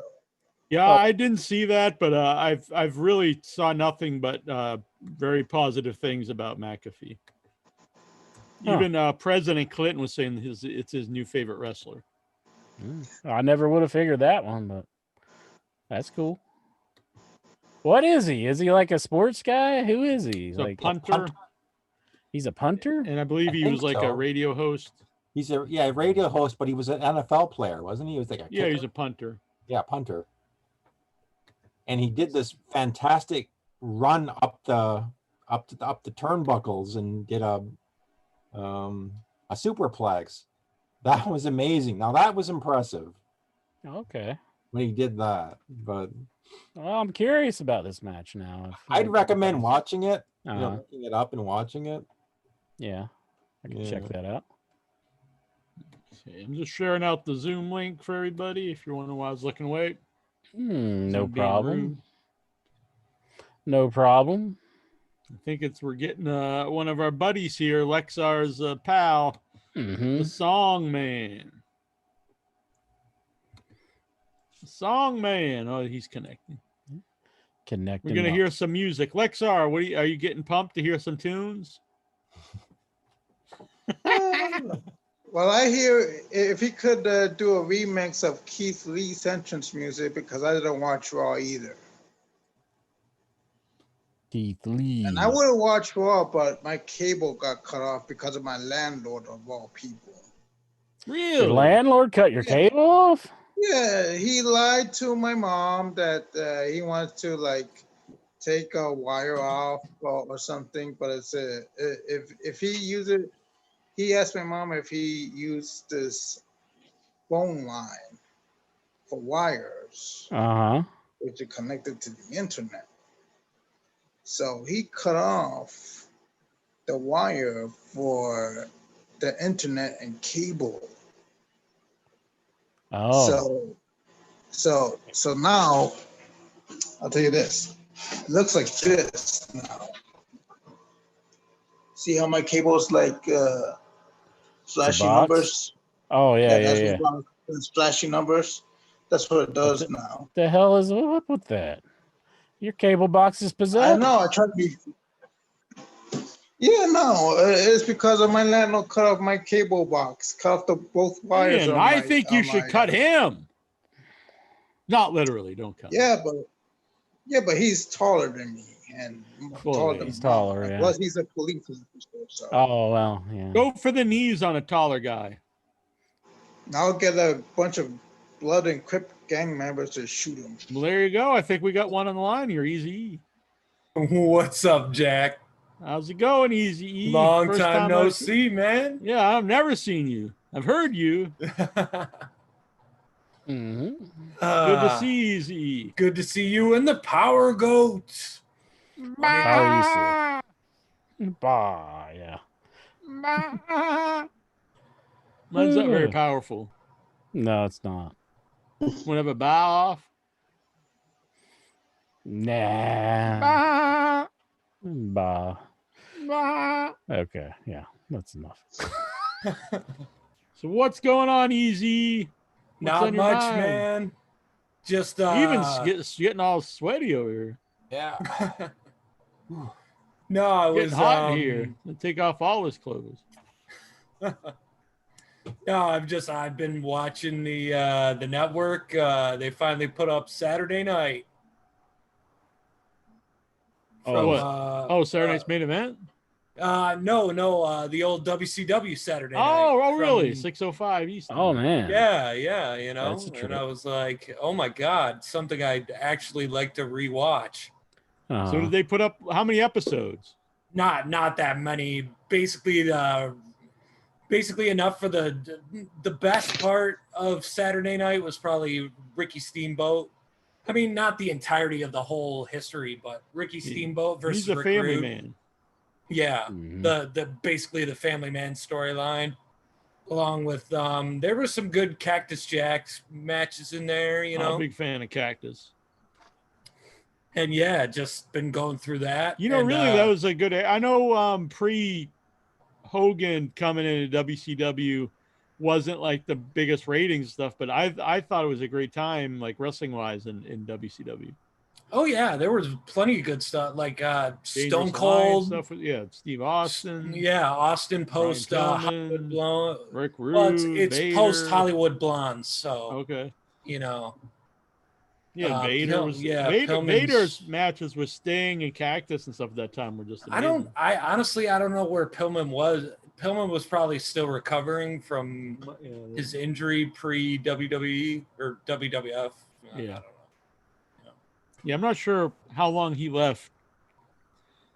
How long after the blonde split up did he leave? God, it had to be at least a couple years.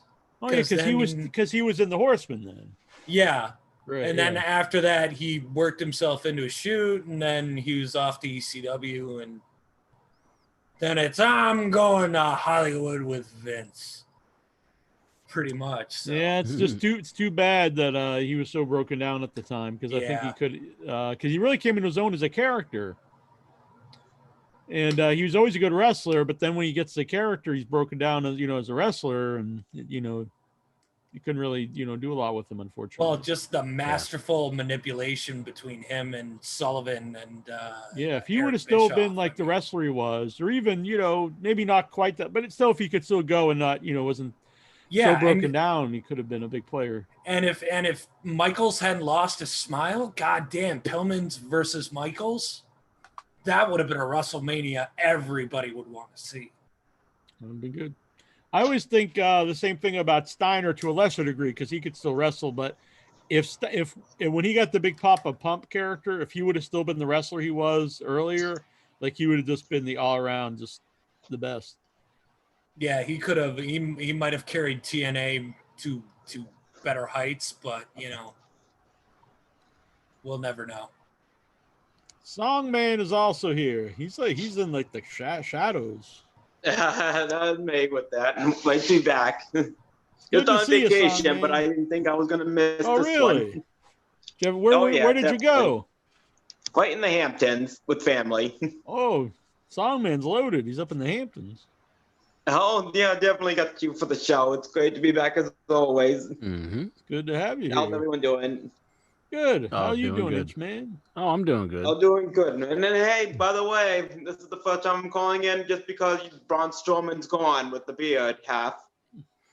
Oh, did he cut his beard? Yep. He shaved his head. I didn't know he cut the beard.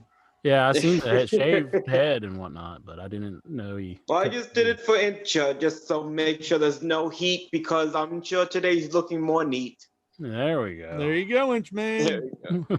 Yeah.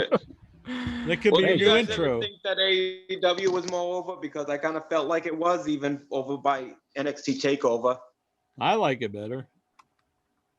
Yeah, I found a little good, but I personally enjoy it better. It's really the only wrestling show I look forward to each week. Yeah, I agree with you. Also, the only show I watch usually each week, so there's that too, I guess. But. And what was the situation? I didn't have cable, but what exactly happened on Raw? Because I heard all the Benoit updates. I didn't know what happened. I didn't watch it. But yeah, it was someone on the Thunderdome just put up a picture of Benoit. It was pretty awesome. Yeah. What if it was Daniel Benoit just in the Thunderdome? We could have been mistaken. I don't want to trash Daniel Benoit because he's in a bad situation. Yeah. But I'm gonna say this. If you want to be a wrestler, okay, there's all these questions like do you wear a mask? But the very basic part of it is you have to actually train to be a wrestler. Yeah. So if you want to go into wrestling, you could think of all these other things afterwards, what your name will be, what your look will be, what moves you'll do, all this stuff. You have to actually train to begin with. He's done no training. He just talks about what to be a wrestler. That's all. Like, I could just come on and say, man, I really want to be a wrestler. Okay, we'll go and pursue it. Well, supposedly he was going to have a match, and Jericho put a stop to it. Because he's not trained at all. Yeah. So no.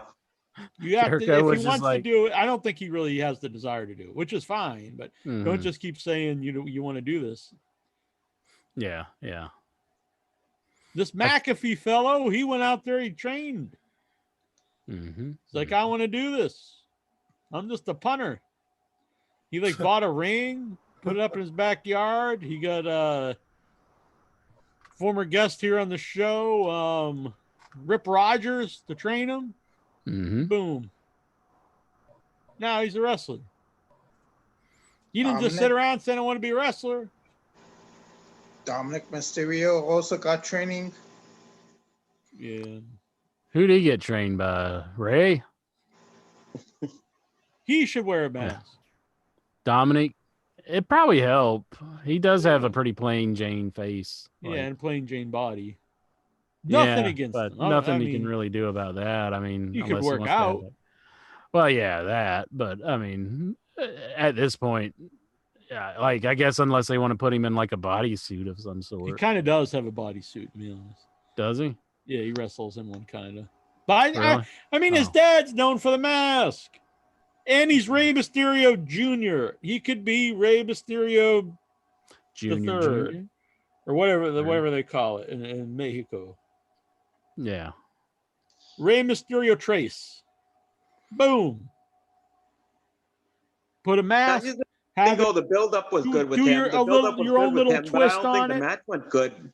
Do you think the match? I know you didn't watch it, but you think I the match did watch a show, but I'll be honest, I just zoned out because I was just like, this match is like an hour and 15 minutes. El Hijo del Mysterio. There you go. Trace. We've seen his face before, and he was a kid, so yeah, but we're supposed to forget it. Oh, please. Yeah, we saw him as a kid, but if he would have debuted Rey Mysterio Trace, or even we saw his face on TV when he's getting beat up as just a guy. Mm-hmm. He wants to wrestle. He makes his debut. He's like, I'm gonna do my dad proud. I'm getting out the mask. Boom! I'm gonna don the mask. Oh my God! Everything falls on me. I was like, boom! I'm now the Ultimo Dragon. I am now the Ultimo Dragon. Everybody's like, what? What's going on? Why does he want to be Ultimo Dragon now? Let them break anyway. I say go the other way with it. Just have him come out in the gobbledygooker suit. Yeah, that's true. Hector Guerrero Jr. He's honoring his his uncle. Yeah, because his dad is Eddie. So. I think that should always be brought up to everybody that Eddie did claim he was Rey Mysterio. What if a Headyverse member challenged your dad here? He came on Zoom and he's like, I'm really interested, Dad. And he challenges you. He challenges your dad to an incher on a pole match. And if whoever wins is your dad. I guess if he wins, you got to go along with it, you know. Vic Schiavone, now's your chance. You want to be my poppy, Vic? Papa Goat. How much Italian blood have you got in there? Oh. None. I think the Olive Garden is good. You like the breadsticks? Ooh, that's the good. breadsticks. That's good. That's good enough for me. Okay. Too much carbs. You stick with the endless salad, though. Now, did I give you the whole carb thing when you said you ate the quarter pounder with cheese? Oh yeah, but I have like one of those every like 3 months. Well, I did have one like a month ago, but I've had like I've had 2 burgers in like the last 18 months. Let's see, what's the last burger I had? I had a burger maybe a week ago, but it was homemade. Well, I did make a burger too, but when I make it at home, I put it in lettuce. I don't use a bun. You don't use a bun? No. Are you insane? Not even a whole wheat? No. There's the same amount of carbs in whole wheat as there is in any other bread. Oh. Stay away from the carbs. Buns are good. I also prefer ground bison because there's a lot less fat in it. Ground bison? Where do you get that? The grocery store. They sell it? Mm-hmm. I've never seen ground bison. Yeah, they even sell it at Walmart, I think. Really? Mm-hmm. Ground bison, ground veal. I got some turkey sausage today. No, really? Yeah. I thought I've had it at the Bob Evans, not Brutal Bob Evans, but the Bob Evans, and it's pretty good. I've never eaten at a Bob Evans. That's where I saw Heavy Machinery at. Yeah. Oh yeah. They came in there, and Otis was like, "Oh yeah, I'm in the Bob Evans," and then he got up on the bar and started rubbing syrup on his belly, and he's like, "Oh yeah, oh yeah, oh yeah, down on the farm." Did you grab your pancakes and start rubbing it on his belly and eating it? I was like slathering my face on his belly. And you got like a pat of butter on your head. Give me some home fries. Someone needs to make that video. Tyler Stevens, because he's just thrown out endless pictures of us on the Facebook. He needs to learn some video skills, and imagine all these videos could be out there. Mm-hmm. That's true. You'd like that, right? If there's a bunch of videos you on the internet. I guess there are every week now. Long, awkward pause on that one. Hey, Intra, they don't sell bison down at the farm. I think I've had like a bison burger once. I think it really tastes like beef. It's very lean. But I don't know if I've ever seen it for sale in my area.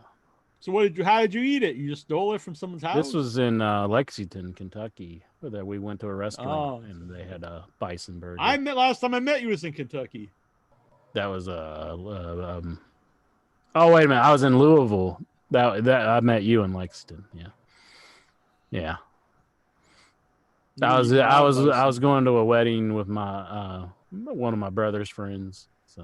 Oh, well, congratulations. Well, that was a long time ago. That was several years. I think I called you from the parking lot and told you how bored I was because there was a bunch of people drinking.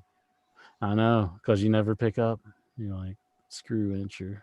I'm gonna start calling you now. That's not true. I try to text you and you usually don't reply. I reply. Not always. Okay. I do. Now that we're on Zoom, I do think a good show if we had like couples counseling. If we got like a counselor in, it would be like a special edition of In Your Head. Who could be the counselor? How does that make you feel, Jack? Exactly. See, this would be a good episode. I like it. Mm-hmm. It would be groundbreaking. Who would be good? Anyway, if anyone out there listening is a counselor in the Eddieverse, contact us. We'll set it up. All right. Yeah. Anything? What do you think of this Thunderdome, Eazy-E? Well, first of all, it's like they need the Master Blaster. Yeah, it sounds like a throwback. Like, is this in honor of like Dusty Rhodes or something? Like, we can't bring back we can't bring back World War III, but we can call a pay-per-view the Thunderdome, I guess. I don't know. And honestly, they could do the World War III in a Thunderdome intro. You know, though, now they used to always say they didn't do war games because they had to move stuff and they could sell less tickets. Now they could have a fucking 20 ring match because there's nobody in the crowd. Why don't they just put 20 rings all side by side in a great big giant square? It would be the biggest Royal Rumble of all time. You're getting me worked up. He had a huge amount of people he could put to work. He was paying people to stay out of AEW. He literally, the powers could have combined. The stars were aligned. 20 ring battle royal. And they did nothing with it. They did absolutely nothing. Like, even pre-pandemic, it would have been awesome. 400 wrestlers in it. 20 ring battle royal. Split screen. So you have 20 screens. All on the TV at once. You're just watching it like, holy fuck, you can't. Yeah. Your mind would just blow. And while you're at it, you could get like Nitro, one of those gladiators with the big like tennis ball thing, and he can like shoot it at the wrestlers while they're that would be cool. They could be up in the rafters, or social distancing. They could be far away. Not even that. I'd say bring out the old squad, get them Legends contracts to work. You know. Yeah, one ring could just be all, or you know, in the first World War III, it was like there's going to be a giant in each ring, which they lied because I don't think there was one in one of the rings. But you know, it was because I think they tried to get Elegante back, but for some reason that fell through. Well, you wouldn't even have to. I mean, like, you know, just take Braun Strowman. You take. I'm saying 20 rings. Each ring has a giant. Each ring has a legend. Well, yeah, okay. Or each ring could have a giant. You take a Braun giant Strowman. And a legend. You know, what's his name? Take him off that. The giant, the actual WCW giant. Take him off the Big Show. Yeah, Big it's like Show, take him off Kane. the Netflix thing because, like, dude, that series flopped so hard. Bring back Kane. bring back Kane Mark or Henry. you know, have Iron Sheik out there for a laugh. Yeah. You know, Do it up. and Sheik wins that Virgil. because he can't do the bump to get out of the ring. What if the Royal Rumble incher Yeah. is a cinematic match this year? Oh my Ooh. goodness. Lexar doesn't seem too disgusted by that. There wasn't a cinematic match on SummerSlam. Were you upset, Lexar? Yeah, well, now they do it on Thunderdome. Now they do it live. So yeah, I'm kind of bummed. What do you think about this Thunderdome song, man? I thought it was cool at first, but I'm surprised no one ever brought it up on the first episode because I was seeing too many doubles on the same fans when it first started. Yeah, why do they show this? Did they not get enough people? They only got like 20 people to sign up? You think there's a lot of marks out there like, man, I got to get on Thunderdome. And I don't know if this is like a tumbler for like all the winners to be putting like towards a lottery or something. Whoever gets it gets put on for the fans. That's how they should do it. They should just have a big tumbler and they song man, you're gonna be in here. Or get like Rod from freaking Price is Right. And he'd be like, Songman, come on down. You are on the Thunderdome. And then Songman gets up and he's like, yes, I'm on the Thunderdome. Rest in peace, Rod Rodney. Big old Thunder Bowl. I don't know. I just thought of something. When the Royal Rumble contest comes up this year, we're gonna pull out numbers on video. That's going to be the greatest Royal Rumble contest of all time. Yeah, zoom in and get your number picked out live on air, on video. There'll be no cheating. They'll be like, boom, you got, number 20. It's right here. Are they going to do it the same, though, if it's a theater? I'm talking about in your head Royal Rumble contest. But like...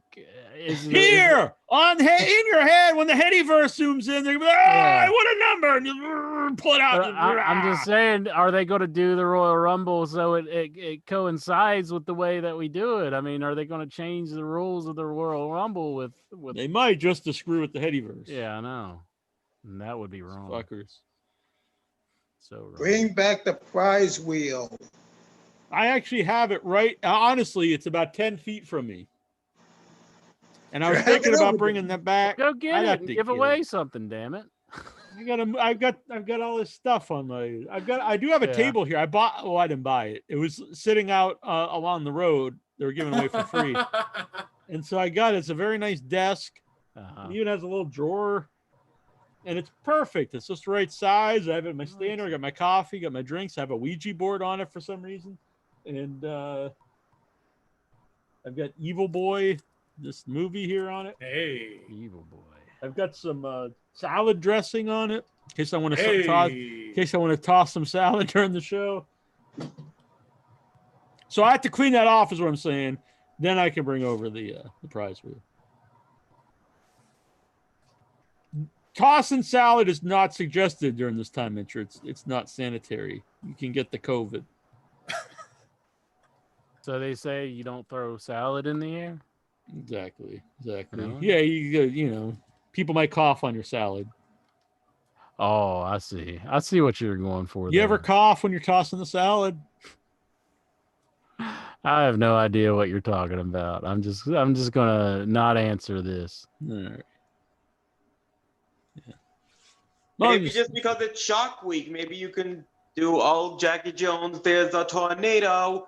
And it's not just a Sharknado, it's full of your salad's tomato. Well done. No, we can't hear you clapping for some reason. That's really? Weird. Yeah, there it goes. I couldn't hear you at first. Can't hear it over here? I can hear it over there, but like when you're clapping in front of you. Yeah, it's like nice. I have the mic, so it's just like this. Yeah, so it must actually be working. Yeah, just like one directional. Yeah. I noticed when I had these on and not the earbuds, it cancels out the crickets. Excellent. When I had the earbuds on, you could hear the crickets. Uh-huh. I have crickets here in my basement. Cave crickets. So I think we really covered a lot of wrestling so far. I think we did better than most shows. I mean, we did talk a good bit so far. Yeah. Was there? Let's go through the panel here. Was there anything about SummerSlam that we didn't mention that you know, or if we did mention, but you want to talk about? We'll start with the Mighty Lexar here. Actually, I want to go outside of SummerSlam and talk about AEW's newest match concept. Jericho thought about this, and it'll be premiering at All Out, the Mimosa Mayhem match. Pinfall or submission, or you could throw the person into a vat of orange juice and champagne. It'll be like the biggest match concept in all of AEW. I'm all about it. If Jericho's involved, and my favorite wrestler in all of wrestling, Orange Cassidy, is involved, I'm down. I think it's a little weak.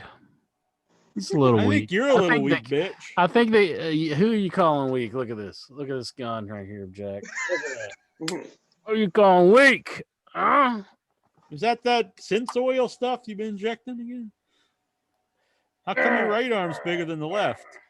Huh? Whatever. Don't be jelly. Oh, I'm muscles. Does it measure 1 inch though? Does your muscles measure 1 inch?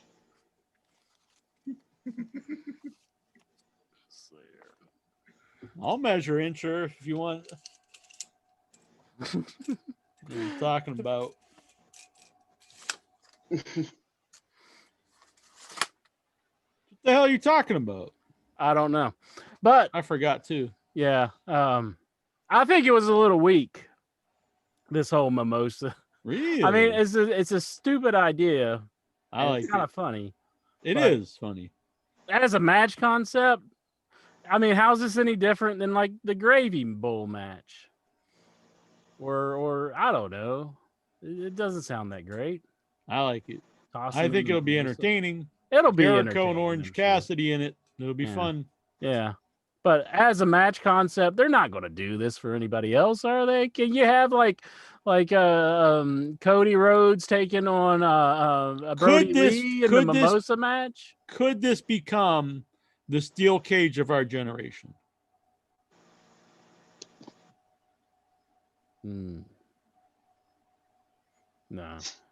No.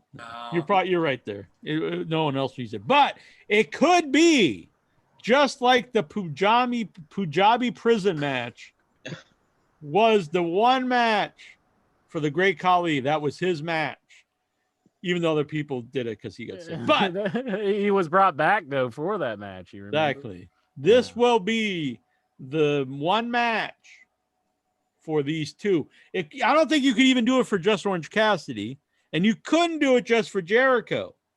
It is unique to both of them because it combines the bubbly, the champagne, a little bit of the bubbly, and then it combines the orange juice for Orange Cassidy.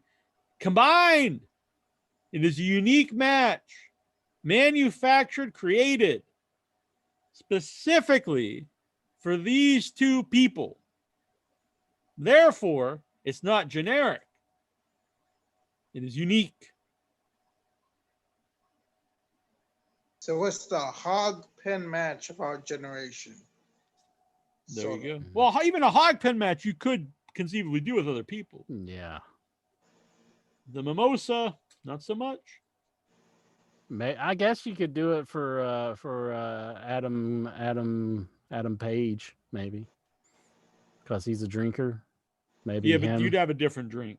He's whiskey. Yeah, he's more. Yeah, that's true. Maybe you have he could do an old fashioned match with somebody who's like called Cherry or Bitters. Him against Bitters McGee. It's quite a stretch just to find like how to work this match with somebody else. Right. He could do the Bourbon Trail match for someone from Kentucky. The Bourbon Trail match? What would that consist of? Just bourbon? Yeah, whiskey, bourbon. Just call it the Bourbon Trail. You got a whiskey on a pole. Maybe you got to get to the end of the trail. Then you can use the bottle. How about a belly button shots match with Dixie Carter? Are you bullying me because I don't have a belly button? No, I'm talking about Dixie Carter. They said like she was doing some sort of like belly button shots with like Pac-Man she can't Jones. do that on me. I don't have a belly button. Does she know this? Maybe that's why she's so friendly with you on Facebook. And maybe if she knew this, she would drop Dixie. you like a bad habit. Possible. Yeah. Possible. Or maybe she's there's a only big... There's only 2 men in the history of the world that don't have belly buttons. Oh, Adam really? and me. I don't know if that's like 100% true. I mean, came out of these lips, most honest man in all of podcasts. Oh yeah. I'm sure there's somebody else who had to have theirs removed as well. I mean, nah. Not mine. You know, the history of the universe. Nobody else had to have theirs removed. Nope. I'm sure I can find a guy. I looked it up. Yeah, but you're gonna be doing the switcheroo, like when Ted DiBiase sold the belt or bought the belt from Andre. You're gonna go get someone to get plastic surgery, like the evil Hebners. How can I afford that? Aren't you on Twitch? Aren't you rolling in the Twitch dough? No, I'm not. You could sell like Hogan's Alley or something. Hogan's Alley isn't going to pay for no surgeries. Duck Hunt. No. Tecmo Bowl. No. You just sell your blood or something. So yeah, I think that answered your question, Alexa. You're a good man, Alexa. Yeah. Vic, did you have something to ask or bring up? From SummerSlam? Or anything, because I asked him SummerSlam and he went on some other, I forget. Oh, he brought up AEW. That's right. Oh, by the way, Lexar, what do you think of it? Are you looking forward to it? Yeah, it got me intrigued. Yeah, see? First I thought it was dumb, but then was Jericho's what? creativity. Part of the appeal of wrestling to me is it's dumb. And I don't mean that as a negative. Being dumb? There's lots of things that I like about wrestling. And part of it is the dumbness. As long as it's not a certain type of dumbness that turns me off. This is dumb in a way that entertains me. So I'm all about it. Some actual sports could be dumb too, like if the NFL. Oh yeah, I remember when Mike Tyson fought Bone Crusher Smith in a mimosa boxing match. Really? Yeah. Yeah, Don King promoted that one in '92. Vic, did you have a topic or question? Well, we were talking about AEW. I was very impressed with Matt Hardy throwing Sammy through a table. Yeah. I thought that was a pretty nice. It was pretty sweet. I'm looking forward to these guys fight. They're doing a good job. I mean, yeah, the chair was an accident, but sure. But you take advantage of things like that. I agree. It ain't ballet, and it's a fortunate accident. Someone gets bloodied. Instead of apologizing, just run with it.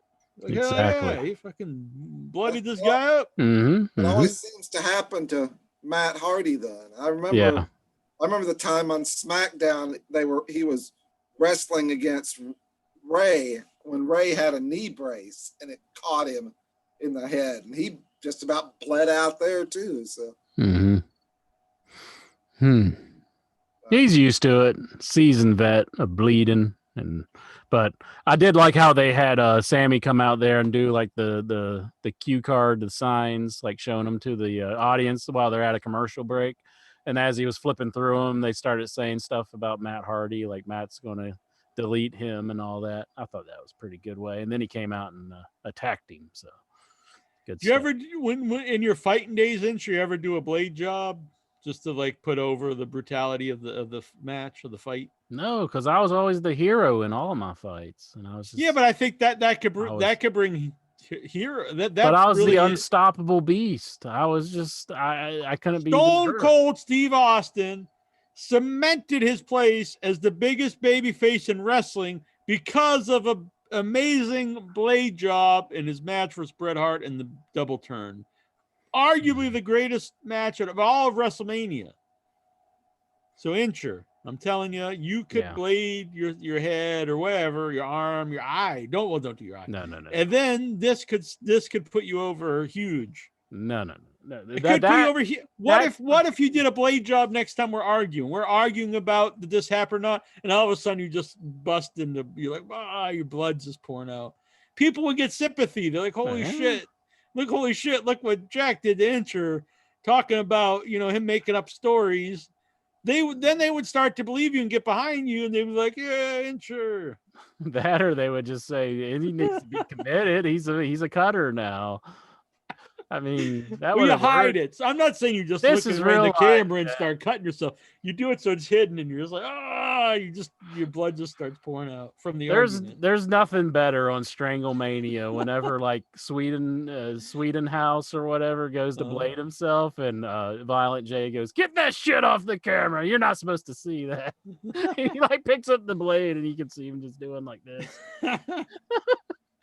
At the time, it was hilarious because you're not. I remember when they used to show the house shows here, at Boston Garden house shows on Nessa, New England Sports Network. When I was a kid, you could see the blade jobs pretty well a lot of times, and I think it was like I guess they knew they were recording them, but they also thought they were at a house show and probably weren't necessarily thinking about the camera being there. Macho Man was pretty bad with that. You could see him. He just cut himself, But what the hell were we even talking about? Vic. We were talking about something with Vic. Matt Hardy versus. Oh, that's all right. I liked it. It's good stuff. Like that they're doing something with it. Matt's kind of like lost in the shuffle though. Like, what the hell is he supposed to do in AEW now? Yeah, well, I'm glad they got away from the teleportation stuff, but yeah, I think they're still trying to find. I like this feud, so maybe this could be something. Yeah. So hopefully this gets him into a niche where he can do something cool. But yeah. Easy E, anything you wanted to bring up? Easy E. Honestly, taking it easy. I'm kind of concerned about the independents. I mean, you got MLW, they're still chugging out a greatest hits and a patch, a patch show every week. Yeah. Well, it's hard on them because it's just like I'm sure they depend on the crowds a whole lot. Yeah, like, but they can't run events. Yeah, I mean, how can you make money when you can't run events? They have no TV. Well, actually, they've been doing best of undergrounds and specific wrestlers. Mm-hmm. So and that and Huck and merch, T-shirts and stuff. Yeah. Are the wrestlers even getting paid, or are they just doing it for free for now? Honestly, I don't know. Like, you can't be paying them to do that's something. That's kind of like a microcosm, of America. Or you could compare that to a lot of things in America.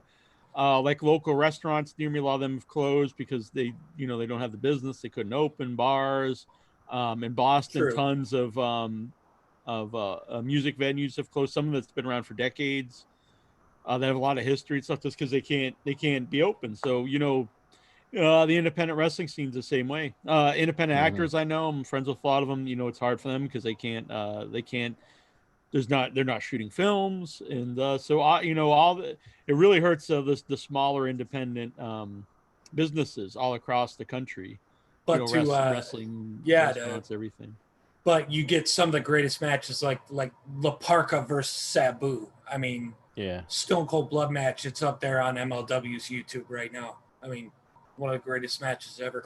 But what I was really concerned about is the NWA has gone silent for a couple months. I honestly think it's done because I saw that Wade Barrett is going to be commentating on NXT, and he was, commentator on NWA. So I kind of, I don't think this is good. I'm afraid I've got some bad news. It seems. Is he a good comment? Because I wasn't a big fan of Power, so I didn't see him on there. But was he good commentator?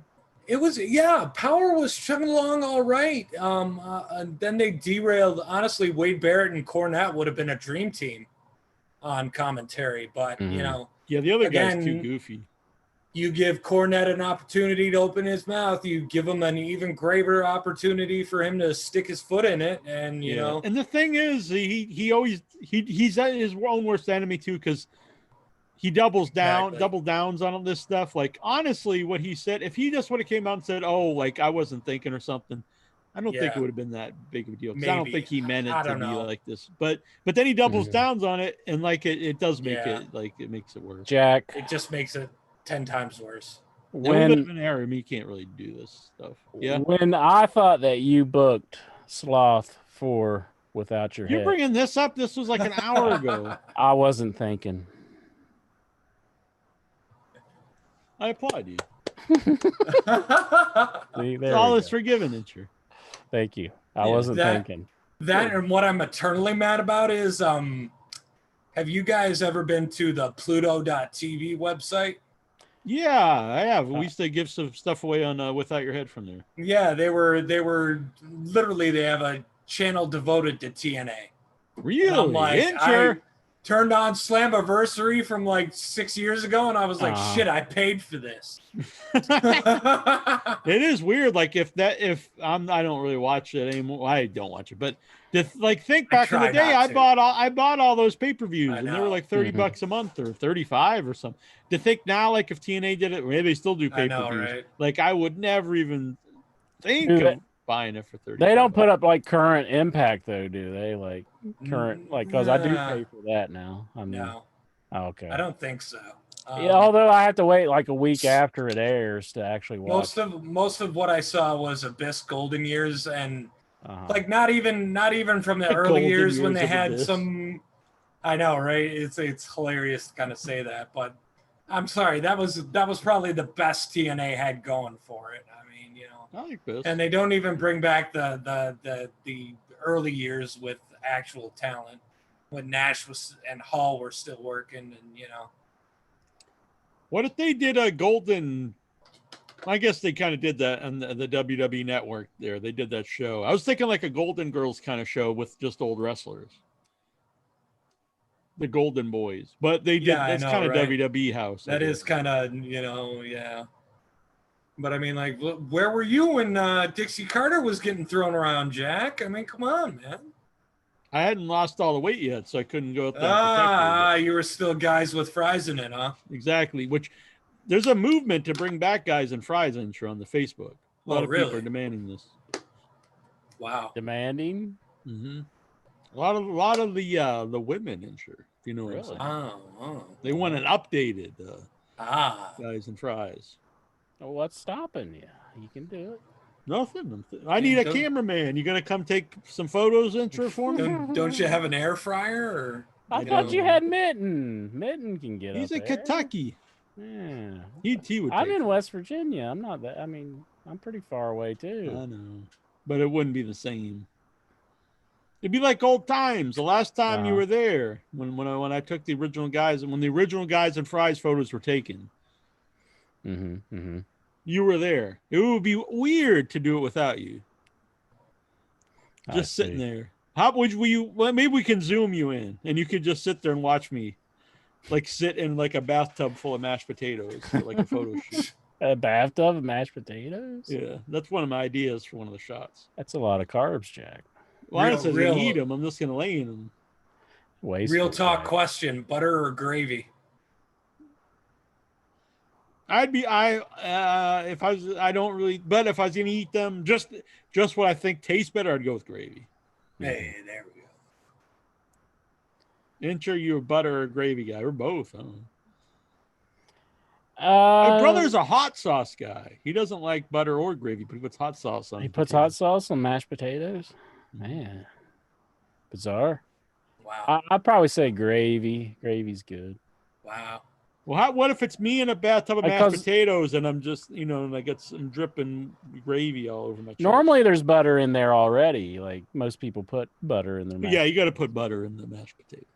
Buttermilk. Yeah, so. Oh. Song man, it is your Song, time. song, blue, weeping like the willow. Well, I would say I'm really happy with Brody Lee because I was having a feeling this was going to be his time. Brody and Cody. It's perfect for the song, man. There's a song right there, Brody and Cody. Brody. And didn't I actually hear that Cody got hurt, actually, when this ended? I don't think so, but maybe he did. I don't think so, though. It's possible, but I'd say it's all in storyline. But I like it. Put it out there. Say he's fucking dead. Well, not dead, but have Arn Anderson saying, "I don't know if he's ever going to get up. He was out there hot dogging it, and then that damn Brody Lee came and beat up on him, and I don't know if he's ever going to hot dog." That reminds me, I have an Arn Anderson video interview I never posted. Oh yeah, I need to post that shit. Yeah. What the hell are you doing, Intro? Get on the ball. I should have cracked the whip on you for that. No. If I send them to you, will you edit them? I hate editing. Like how much editing would be? Spaceballs. Spaceballs. I would edit in Spaceballs into the Arn Anderson. I want to eat some coffee. If it's just a small amount of editing, I wouldn't care to do it. Like just cutting off the front and the back, or yeah, that's pretty much all you need to do. Add an intro. You got the intro? No, you can make one. No, I could do text or something, or maybe I'll just do like an inappropriate video of myself just like singing a song, going like, "This is an interview with Jack and Arn." I like this idea. Yeah. Yeah, get out the guitar and like jump off of like my neighbor's wall or something. Like, yeah, go to Terry Gordy's grave like Michael Hayes. Start doing the moonwalk. Would you do that over my grave? Would you do like the moonwalk and play like the ukulele or something? No.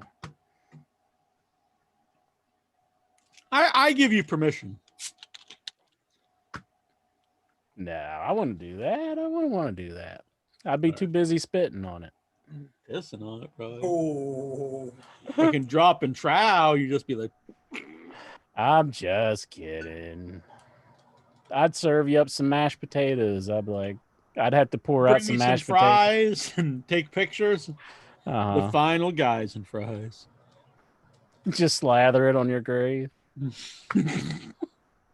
Then pour some gravy. I give the whole Headyverse permission. And the unfortunate incident that I would pass away, which hopefully is not for a long time. But if something happens, I passed away, I give everyone permission to go take selfies, take pictures, video from my grave, put them up all over the internet. Have fun with it. Excellent. Can we enter an emoji? Do whatever you want. Have a good, be creative and have fun. That's what I'm saying. Songman, was there anything else on your mind, on your noggin that was going on in the wrestling? I'm just saying, like, I think I wasn't too hyped up about SummerSlam, but I didn't think it was too bad for anything. But no, the match was fine. It just I wasn't interested in it. Mm-hmm. Yeah, I'm just kind of except for I didn't think the Fiend and Strowman match wasn't particularly good. I didn't think. Yeah, the only thing I'm sure Vic probably said is like, at least we saw probably a good match. What we've seen in the past with Sasha Banks and Asuka, we saw a good finish for that one after still being a good match. So that one was fine, but I would definitely say I don't know what's left for like in a week or so for the main event after Roman returning. If this is after 6 years being a heel once again.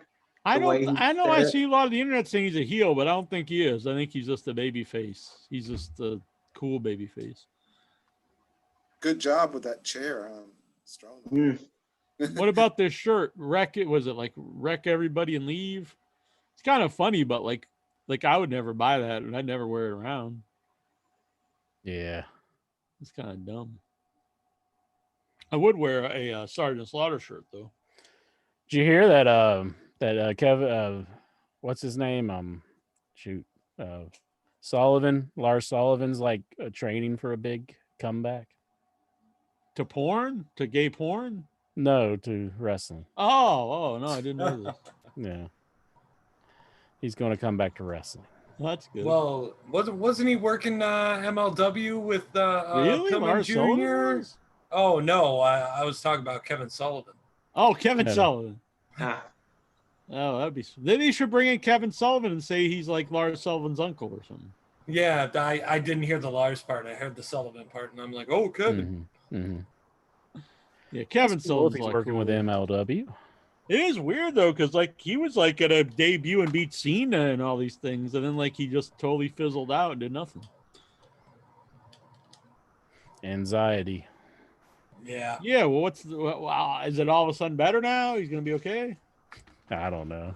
I think I doubt they'll bring him back. Honestly. Yeah.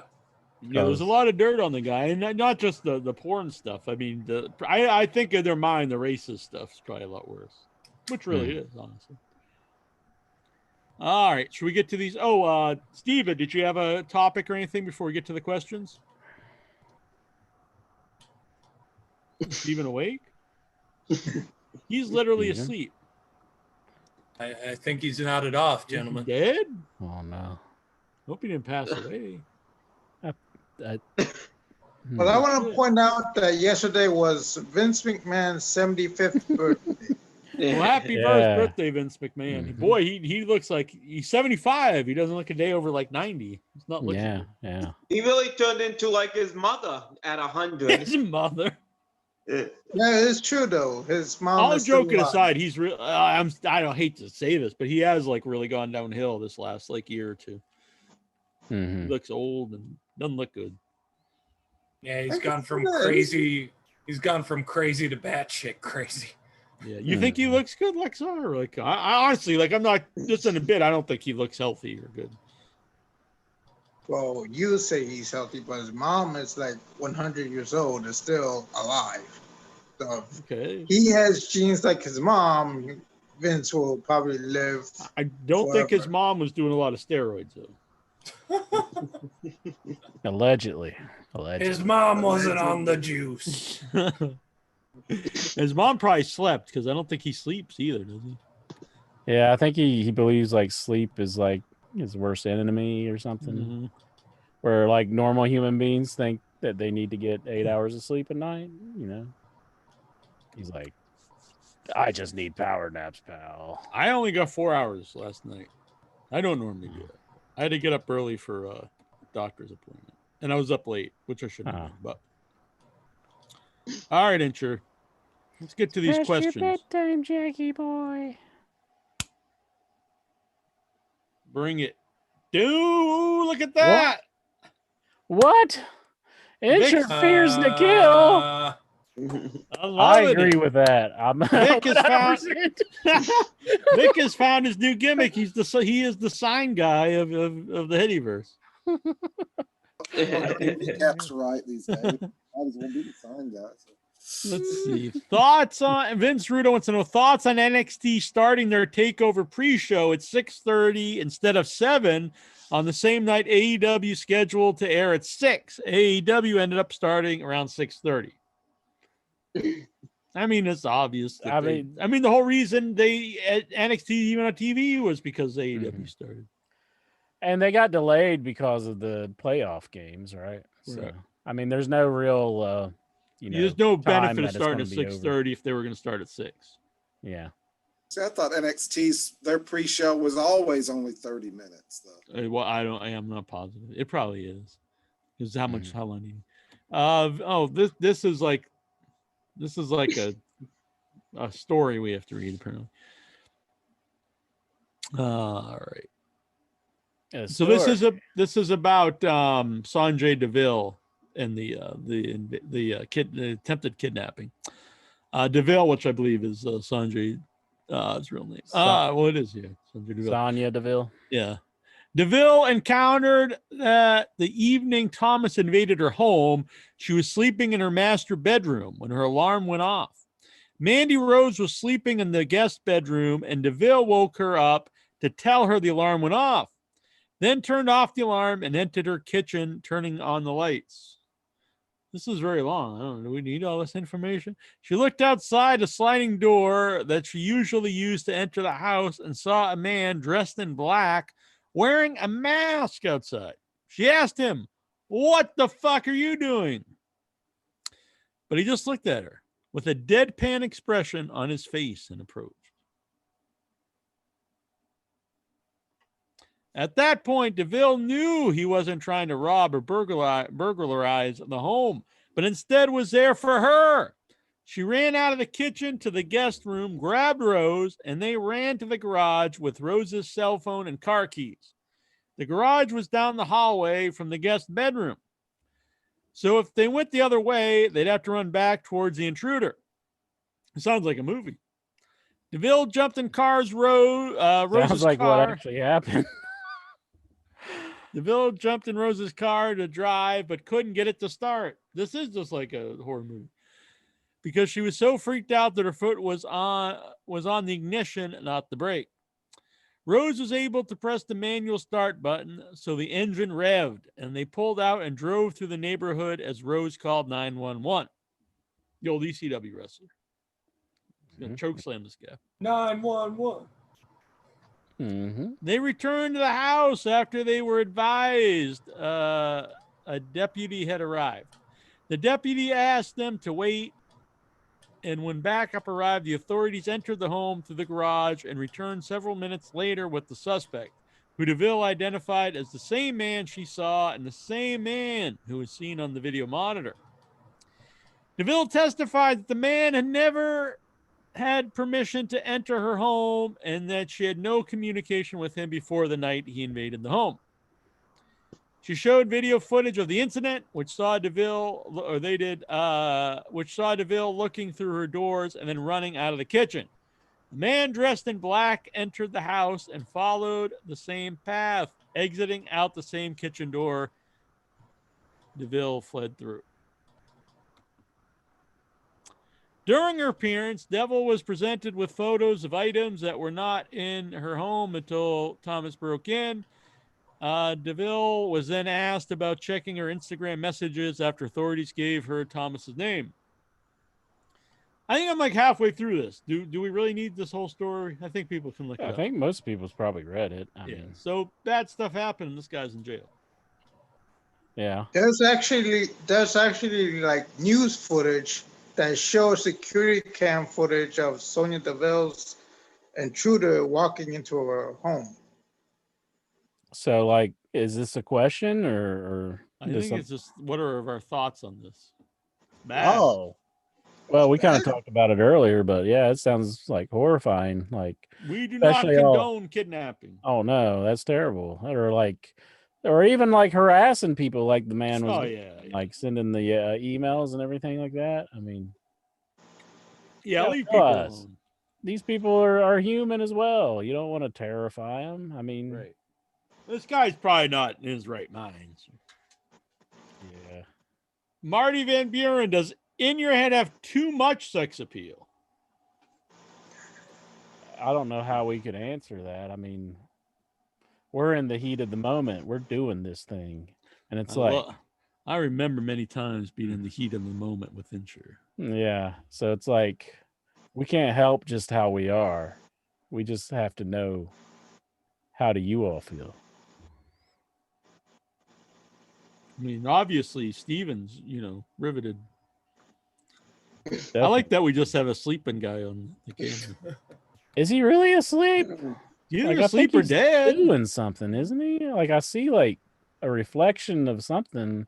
I think that's but he's asleep. He's asleep or he's died. I hope he didn't die. That would be morbid, but that would be terrible. I don't see him breathing. Steven! Wake up! Hey! Over here, Steven! Dude, I want whatever medication he has. God damn. Too much peace pipe for Steven. He's dead or he's asleep. We hope he's not dead. Pretty rude to just go to sleep on us too. Wake If he's just asleep, he's gonna be dead. Marty Van Buren, whatever happened to Steve Blackman's nunchucks? Ooh. Oh, I think Intra inherited him. got some nunchucks. I was gonna say eBay auction. That would be sweet. I'd buy them.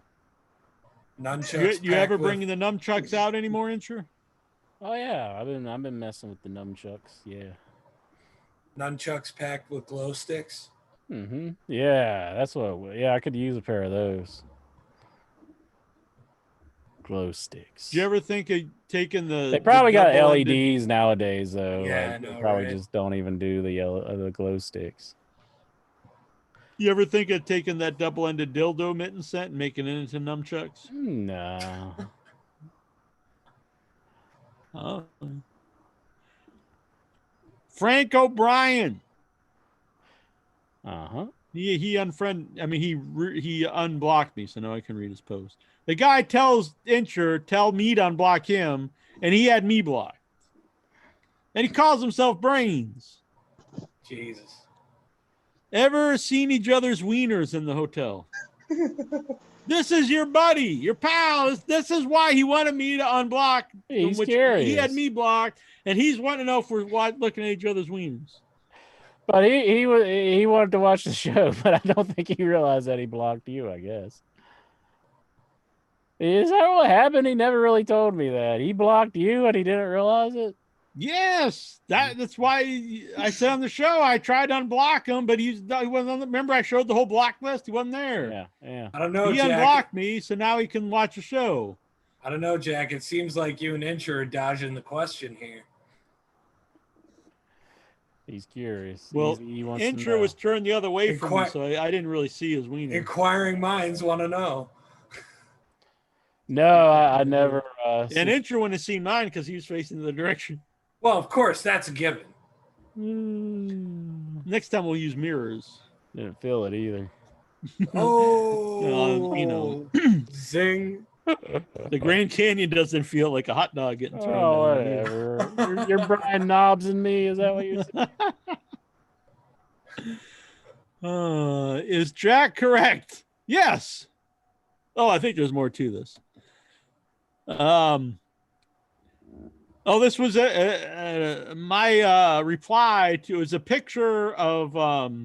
I guess I could actually get the picture up. Do you guys want to see this picture? Oh boy. It's not really that exciting, but is it not? It's kind of funny, honestly. I mean, it's of your boy Ryback. Feed me more. Now I gotta find it. Apparently, Facebook forced me to get the new Facebook. But now it's all weird though. You want to see my fanny pack while we're at this? Hey, here's my fanny pack. Oh man, not much to it. It's just a black fanny pack. You can still reverse it through that time. Needs a wrestling sticker on there. Yeah, put it in your head patch on it. Get the song. I don't have one. Like I sent Steven one because yeah, he gave away all the stuff I sent you. So fuck it. What? That's for like the listeners. I got a penny in there. Find a penny, pick it up. All that day, you'll have good luck. That's like goodies for people who ask for goodies. I don't have many more though. All right, here we go. I think I only got 2 more. What the hell are you talking about, boy? The pins, the little badge pins. All right, you see this picture? Yeah. And me, I wonder what Ryback's been up to. And then Ryback, bam, big burrito. So my reply was, I can see Intra opening wide to gobble down that burrito. Just like, what do you think? And how many carbs is in that? Well, probably a lot. Well, it's just because of the wrapping, the tortilla. Mm-hmm. Tortilla, yes. Yeah, I would make that with lettuce, or you could even make it with I've made enchiladas with cabbage. Well, I don't know. They sometimes they stick Doritos in those things, man. See, that would also be carbs, but I don't know. Is that carbs? Because it's like a corn chip. yeah, there's carbs in that. But all right. But anyway, Incher, would you gobble that bad boy down? It looks like a good burrito. Would you let Ryback feed you a burrito?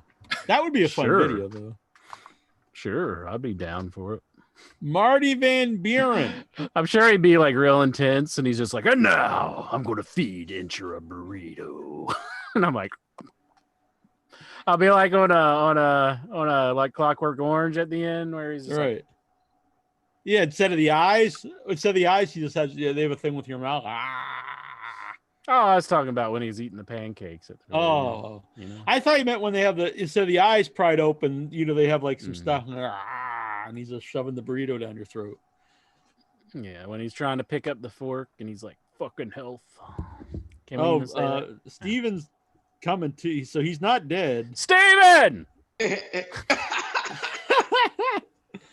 been sleeping here, for Steven! like an hour. He's alive.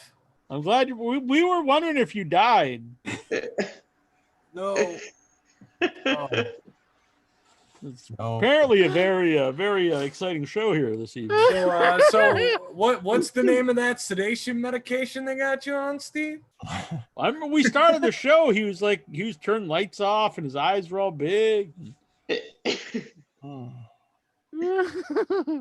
Do you have a problem, Steven? You want to tell us about? Or like narcolepsy or something? You're not shooting up the heroin, are you? Yes. Now that I'm working remotely again, I should probably go to bed soon. All righty, Steven. All right. Good night, Steven. Mm-hmm. You have any good dreams while you're sleeping? No, I don't. That reminds me. I had a weird dream last night. Well, what's your weird dream, Jack?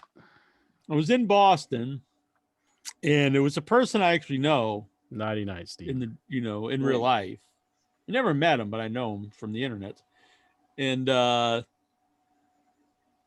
he wanted to somehow he wanted to meet me or something, and then the person I know him through was texting me like, don't do it because like he wants to kill you or something. And so he confronted me, and I went for the knees like I mentioned earlier because he's actually a very tall guy, and I kicked him in the knee, and then he fell onto like steps, and then I did the curb stop on the back of his head and literally killed him. It crushed his teeth and it broke his neck on the steps. Jesus. And then I looked around, no one was there, and so I went home. I took the bus home, and then I threw my sneakers away because I thought that like the police would come and they'd want to investigate and see and they could match up the prints or that I might have blood on the sneakers. Are you a psychopath? Why are you dreaming this? I don't know. I'm more worried that he's Songman, have you ever had a dream like that? Not me. No. I've had most of the worst and unusual, as Jackie knows. My goodness. What were you saying, Easy?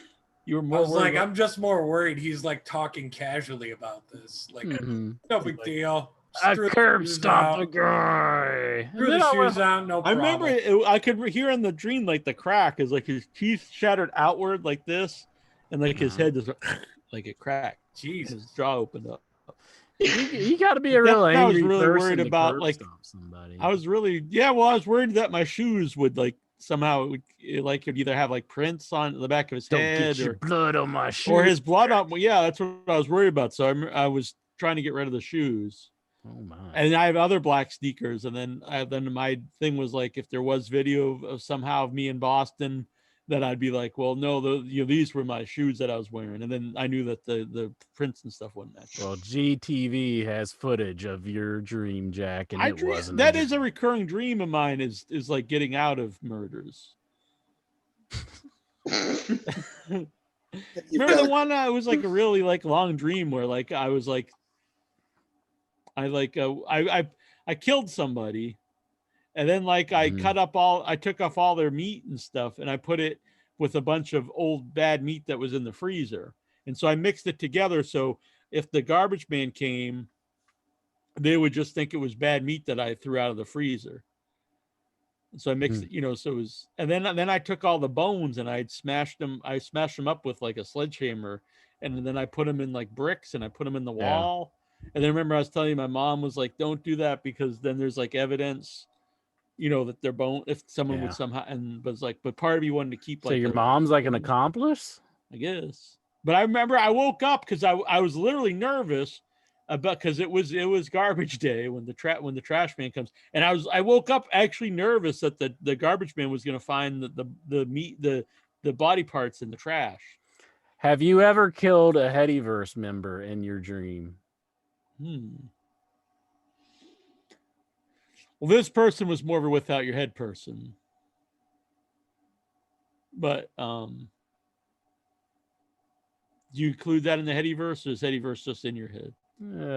I mean, it would be better if you said you killed Songman or something. Oh no, I've never killed Songman. I'd have to think about it. Usually the killing part, well, this one it was who about was the killing it in part, the, in but the usually the without dream the is head? really about trying to get away with it. I think you So- got a good start to a short film there, Jack. So who'd you kill on without your head then? I don't say. You can't just They say probably what you feel don't wanna weird. say. I want you to Found say. out. I'd feel weird if they ever found out. It's just a dream. It wasn't true. Ah, Ooh, come on. Come a on. former host of Without Your Head. Well, That could be you. for all That you could know. be me, or it could be Duckman, or it could be who else has hosted that show? Annabelle Lecter, or it could be who was it? There was a few others there, wasn't there? Like, This was before Trista was around. okay, Oh, we're going way back, huh? yeah. Could have been one of those people mentioned. I'll just say that. Marty Van Buren. Duckman. An elimination Why'd you kill chambers. Duckman, Jack? Yeah, it's Duckman.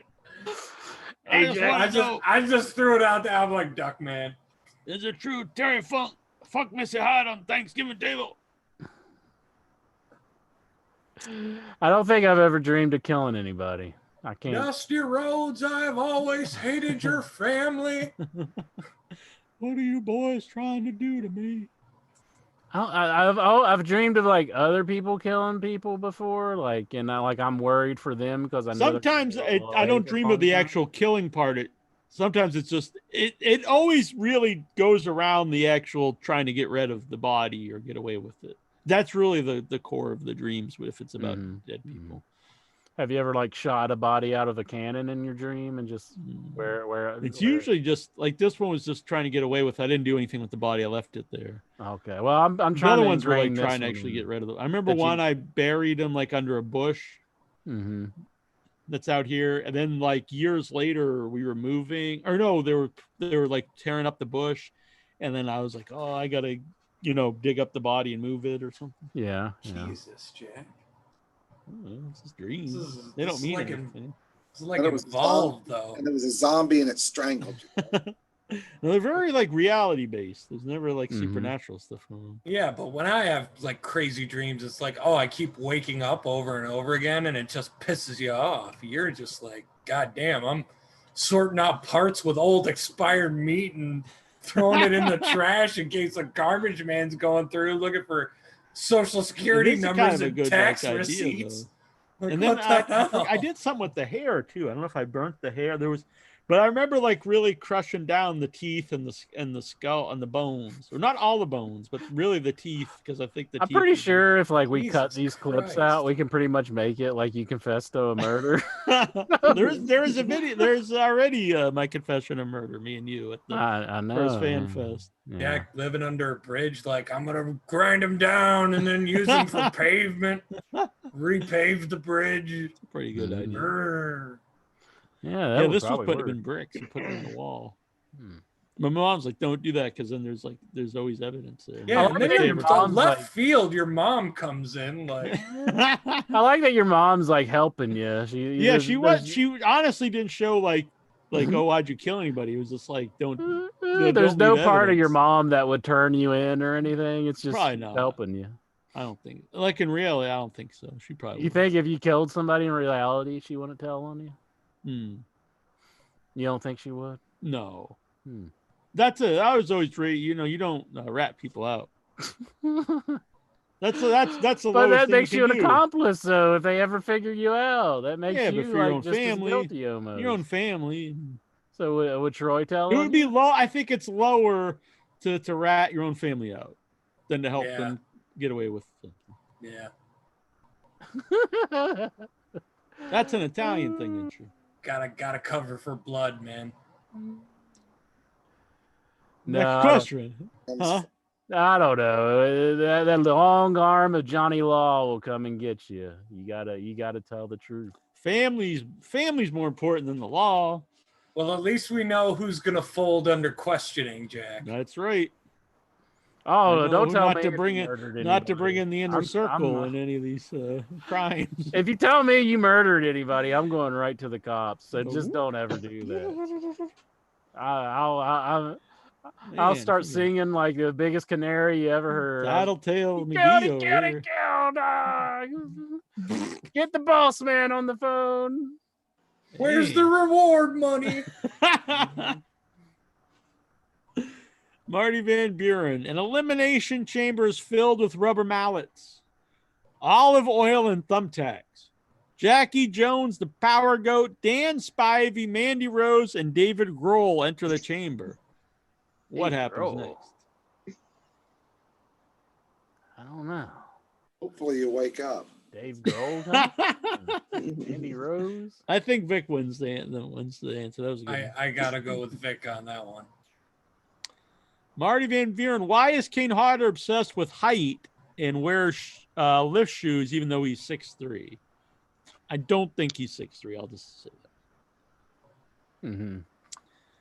I've been around him. Nice guy. Marty Van Buren, thoughts on the spicy pint-sized tart Thunder Rosa coming to AEW for a job match to Shida?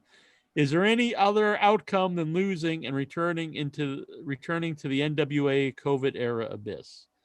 Well, I don't think just losing is like jobbing out. Did she lose? Is it already been like a spoiler? See, AEW is on Thursday this week. They're not on Wednesday, so everybody make sure to set your DVRs up. Yeah. Is that going to be on this week? I have no idea. Yeah. I think it, or is that an all-out thing? I don't know. I don't know. I mean, if no one loses, I mean, how do you even have matches? If it's good, there's ways to lose, and it's not like you're not like getting murdered or buried. And honestly, I always felt Thunder Rosa too much too soon, man. I don't think she was ready to be a champion in NWA. I don't even know who she is, to be honest. Yeah, I know her from TNA. I know her from I've seen her many times at the events. She's done quite a lot. Getting the expect a little late, though. I don't think it's too early. Are you a fan? Yeah, I'm a fan. I've met her. her. Look her up. Super wonderful person to meet. She has like half face paint on side of her face. Yeah. I like her all right. You know this woman's song, man? Yeah, Songman's I mean Lexar. Well, I did see her on one of the YouTube pages or images on the Twitter. So yeah, half face paint, kind of look like Darby Allin in a way. Oh yeah, I see her. Oh, I do want to put over the guy who came out and he was like talking about Darby. What's his name? I thought that was funny. I forget the guy used to be in Power. Yeah, he's with Brian Cage. They got to get Taz off commentary if he's going to continue to manage Brian Cage, because he's a real goofus on commentary. Then he's supposed to be like a badass with Cage, and it doesn't work. But I did like how he threw in the "I like turtles" line, because Darby does look a lot like that guy. The new Bat. I kept thinking when I saw the new Bat trailer for the Batman, I was like, this is like a faction of Darby Allin's. It kind of looks like a new Crow a little bit, but it's Batman. I think it looks pretty neat. I guess think it the looks good. Riddler and Catwoman's going to be in it or something. Yeah, Penguin's in it. Penguin's in it too. Two-Face, I believe, is in it. Yeah, they're all like all before they become the actual characters. It's sort of like Gotham, I guess, the TV show. Why can't they just do? I mean, they had Two-Face recently before he was Two-Face. Just do Two-Face. Well, this is the start the new thing. So. Yeah, no one's their actual characters yet. I wish they stopped rebooting Batman. I wish somebody would just play Batman for Christ's sakes. Yeah, I mean, I would have just keep going with the Nolan series personally, or the Joker. I thought was so you're gonna have like two versions of the Joker going on, I guess. Yeah. I do think it looks good though from the trailer. I think it looks pretty neat. It was funny because I saw on Facebook when they announced the actor, there's people who are so mad. There was even a guy. No, he literally said it was. He listed the 5 worst movies ever made, and he listed that movie. And people were like, "Well, that movie hasn't even come out yet. It's not even like made." Well, and he's like, "It's the worst because they picked, the guy who played the glittery vampire." Then the trailer comes out. He's like, "This looks amazing," and I was like, "Come on, man." Well, I even remember us being very negative about Heath Ledger as the Joker. Oh yeah, there was a lot of people, but yeah, when it came out, it was really good. So oh yeah, it was great. We were very skeptical at first, but. That's why over time, though, you shouldn't judge a movie on like a photo from like the set or something. Yeah. Let's see here. Marty Van Buren, has the distinguished 1-inch biceps ever used his penis as a weapon? Lexar's laugh is awesome. Mm-hmm. Well, sometimes in my dreams. Really? Yeah. Who are you using it on? 1-inch biceps has never used his penis as a weapon, but Dick Hardbanger has. Bum, bum, bum, bum. Yeah, then 1-inch biceps goes and rats him into the police. I'm very torn on this one. Mm-hmm. That's a movie. If someone was, it's kind of like Fight Club, but the guy's just turning himself in. He has split personalities, and he's like he did that. And then the other guy just turning himself in. He's like, "Hey, guess what this guy did?" They did that on 7, though. Not to spoil the movie for anybody who hasn't seen it. Not really. I mean, he wasn't split personality. But he did turn himself in. Yeah, to put the whole plan together. This would be you'd have 2 personalities. One's a criminal. You're doing this stuff, and you think it's your buddy who you're telling the stories to, and then your buddy's just going and turning yourself in, but it's really you. Eazy-E walked away. Does it mean like, what do we do? Or are we going to sue him now or something? Yeah. Just kidding. Oh, by the way, earlier someone was asking. There's a diarrhea angle on Impact. Yeah, I'm a few weeks behind on Impact. I apologize. All right. Yeah, I haven't seen it, but yeah, I'm not a big fan of diarrhea storylines. Well, I mean, when they did it to Petey Williams, I was always pissed that they made him into just a guy who comes out, and that was a Vince Russo brainchild, from what I understand. Diarrhea would really be a bummer if you're in the middle of a Lexaring. That'd be bad. Maybe times, that's just like the way to a defense, maybe in the Lexaring. Could be. Man, Lexar's like, You ever get a bad case of diarrhea song, man? Yeah, not for me. Good man. Marty Van Buren, what does the E in Jackie Jones stand for? Entertaining. Marty Van Buren's Dobbs replied erection.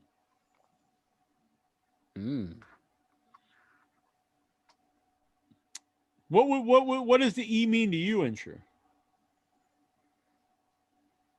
Electrifying. Yeah. Ecstatic. Marty, there you go. Boom. Marty Van Buren, stronger than death. Jackie Jones has no sold life-threatening illnesses. Is there anything outside of the Thunderdome which could bring him down? No.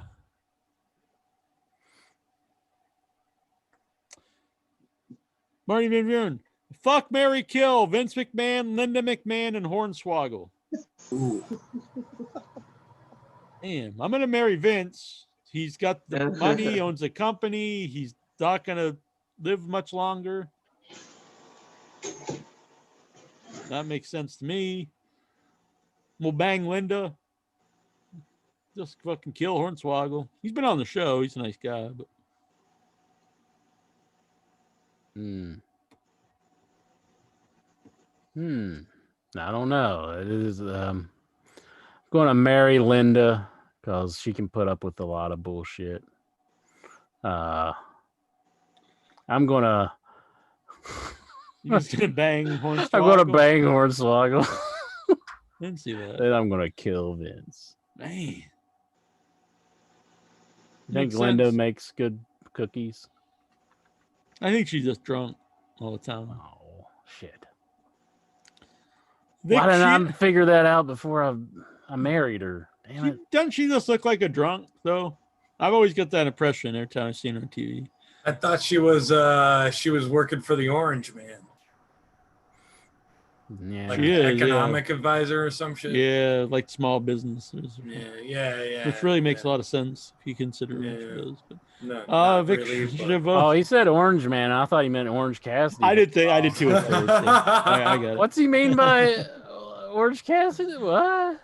I did too at first. I was like, oh, I get it. Vic Schiavone wants to know. He's right here. If Stephen Butler, John Garabedian, and I are the Thunderdome of In Your Head, does that mean you're going to put the same restrictions on us that Vince puts on his audience? You guys are not allowed to have sex on the show. Ah. Or you'll sue us. That's right. Soon. That I don't know though. I kind of would like to see Alexaring on live on video. So I might think maybe we'll be a little more lenient on that one. What do you think, Insher? Do you have any rules for people when they're on here? I don't know. I think No burning. We don't want like someone burning a cross and showing the Klan or anything like that. Or just I don't know, inviting Tazo on. Tazo the Greek. That's how he gets on. He just goes over to someone's house. He makes a run in like Roman Reigns. I love it. I'm sure the past Incha that we barely remember, like I said before, was looking great, like looking straight, because I'm sure before he got on air, he got done someone watching someone masturbate. That's why we missed that Incha. That is just wrong on so many levels. Oh, man. I'm with Sue Songman for just doing that. I'm suing Songman. Oh man, I thought that was pretty good.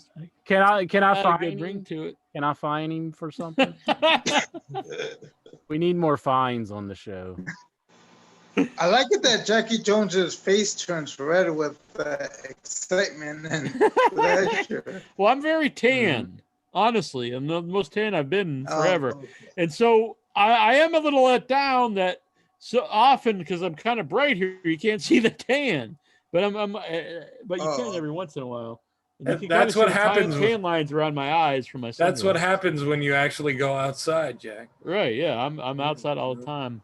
I had sunburn on my head for a while, but it's good now. There was you can kind of see it there. See the tan line around my eyes from sunburn. Oh yeah. I see it. I do have a question on my own though. Okay. I'm intrigued about that book title that's behind you, Screaming for Pleasure. So I would like to know, have you ever screamed for pleasure? Whoa, that's getting kind of personal there. Yes, I have. Every time we're about to do In Your Head, I'm like, yeah! I'm going to talk to Incher. And all the headyverse. Yeah! Incher, you ever scream with pleasure? All the time. They Polynesian sauce with my Chick-fil-A. That does it to me. You know it. I'm probably raising my voice at the moon because I'm saying I'm about to be in your head soon before I get ready to go on my hot air balloon. All right, that's good. I'm not finding Songman now. He's like good. that. with How much me will now. you find him? Probably $50. $50. It's fine. But he was up in the Hamptons. He's loaded. It's probably Yeah, that's just probably chicken not- scratch. probably He's just why. like, whatever. I was gonna wipe my butt with this. That's one of my Yeah, biggest whatever. surprises. Is that Songman is a native New Yorker because he's from the He's from Rhode Island. He lives in Rhode Island. Yeah. I thought he like lives somewhere around Long Island, New York. No, he lives in Rhode Island. Yeah. I go every now and then to New York, so it's a good sport. I think you're more of like a Staten Island kind of person, or Brooklyn. I would maybe say you're the one that every time when you're on, you're just like on the island. So I'm from Jersey, so it's kind of like living on the island. Actually, I went to like. You know any mafia in Jersey? No, but I knew my friend went and hang out with gang members. The Blood. Really? Yeah, and he's an Italian. He's not black. Okay. Italian hanging out with Blood gang members. Cool. Mm. Mike Whitcomb says Linda reminds me of the grandpa from the Texas Chainsaw Massacre. I love it. Vince Rudo, since we now know Intra stole his workout pills story from the Fresh Prince of Bel-Air, what 80s, 90s sitcom do you think he stole the You Eat Like a Child story from? Stole it from the Fresh Prince of Bel-Air? Where was this come from? It's been proven. It's a proven fact. Where? When was this? Like, is it? There's in an the court of episode? law. It was in the court of law. It was on the People's Court. I don't know. I don't recall this episode. I'd have to see it. I don't remember it. I think he stole it from Major Dad. Major Dad. She's the sheriff, maybe. I never watched Major Dad. We mentioned it on the show, Major Dad. You said you always hated it. Yeah, I never watched it, was what I said. I always would turn it. Not a fan. Careless Whisperer here in the chat. Oh, sorry. What were you going to say? Well, I was going to say, you know what? It barely makes it, but I'm going to say Family Matters. Started in 89. There you go. Technically. That works. Different strokes, maybe? Yeah. Careless Whisperer. Designing Woman. There you go. Designing Woman. Yes. I'm sure that was a big. No, I can't say I've watched episodes of Designing Woman, so I can't say that I've never watched that. So. Careless Whisper. If Incher inadvertently blew his brains out all over the set during his next handgun demo, does In Your Head immediately cut the feed or continue with the live broadcast? Does the show have to go on? How does this become I blow my brains out showing off my gun whenever I was perfectly safe? There was no harm done to me. Everybody's just like, oh, Incher doesn't know what he's doing. I think Jack just dials up Prez real quick. President Clinton. I get the bearded Incher to take his place. Dude, I need you to shoe in real quick. Man, I would be sad if Incher died on the show. I'd be happy. Prez finally getting me up. Man, not good. Brutal. Paulie Fields. Why is Kamala not in the Hall of Fame? I think because he had, he talked bad about WWE, which, and they're petty, but he definitely belongs in the Hall of Fame. Yeah. Why not? Yeah. I know, he was needing money. His family's needing money for the funeral. And honestly, I think they should have just paid for it. Mm-hmm. From my understanding, Jericho donated a lot of money, which is nice. Oh, that's cool. How pissed do you think Vince is that NXT is getting moved to Tuesday next week because of hockey? Oh, hockey's doing it? I guess. Who the hell watches hockey?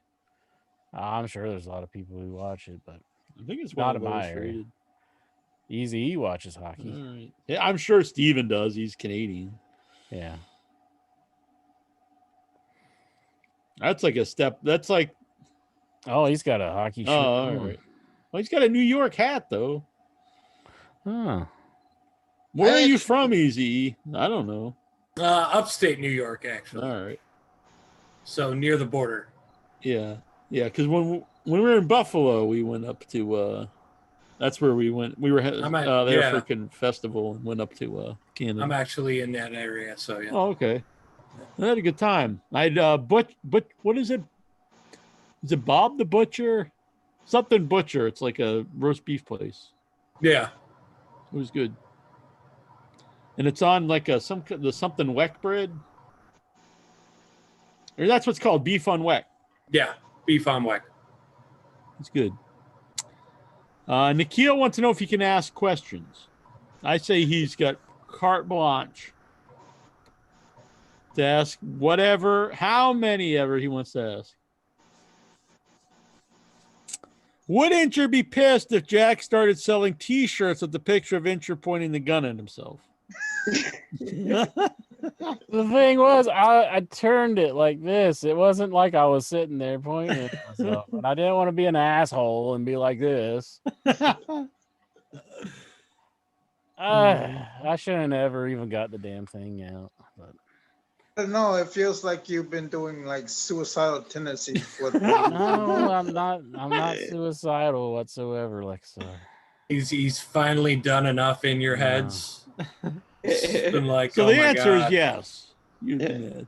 Oh, I think maybe you should be like the next Tim White, if you remember Bailey at the end of 05 when he did those suicide moments. Jeez, Song Man. Song Man, I'm gonna have to fine you for that. Man, he's really racked up the fines tonight. So. $10,000 for your next IYH appearance. Mm-hmm. Paulie Fields Vader also needs to be in the Hall of Fame. I agree. USA paid $2 billion for hockey rights. Damn. Yeah.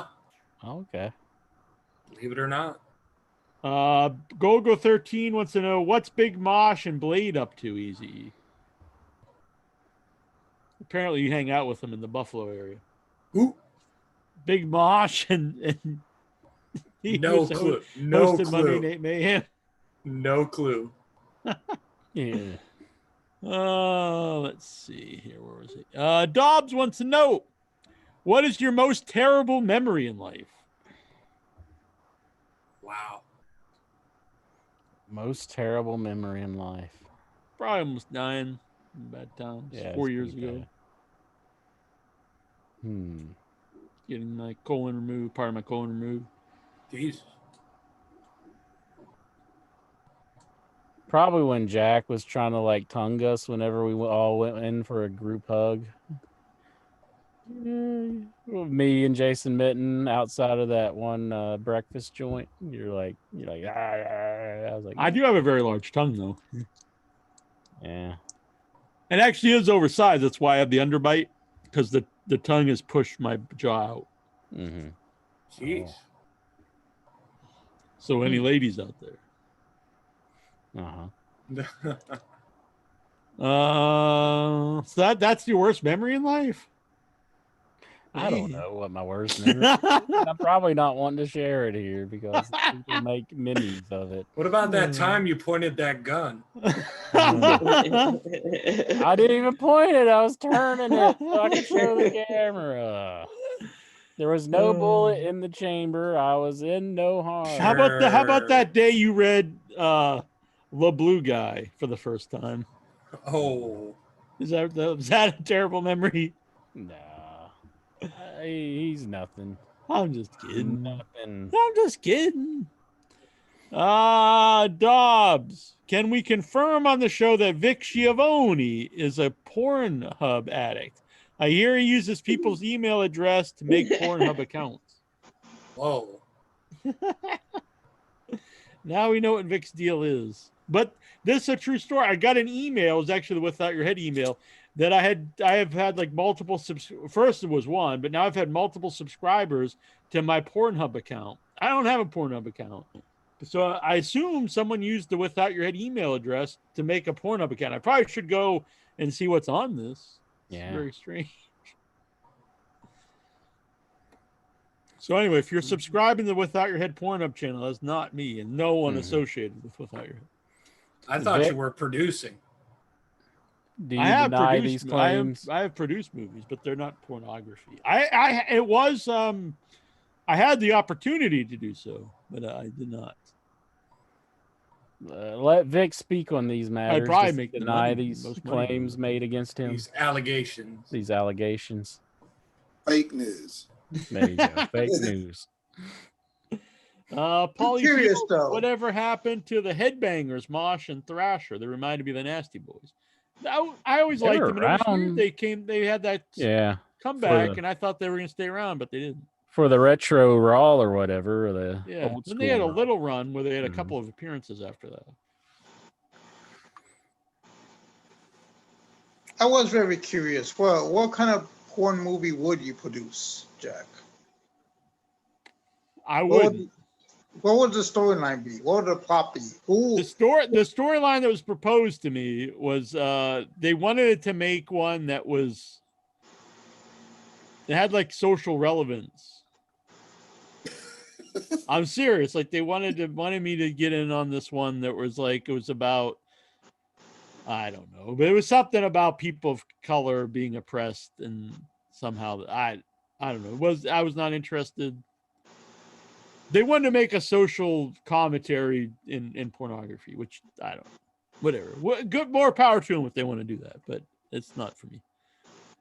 Well, they wanted to make a dirty movie and slough it off as art, is what you're saying. Right. Well, yeah, and it was supposed to really be about something. I don't know. But I am producing a couple things, a few things at the moment.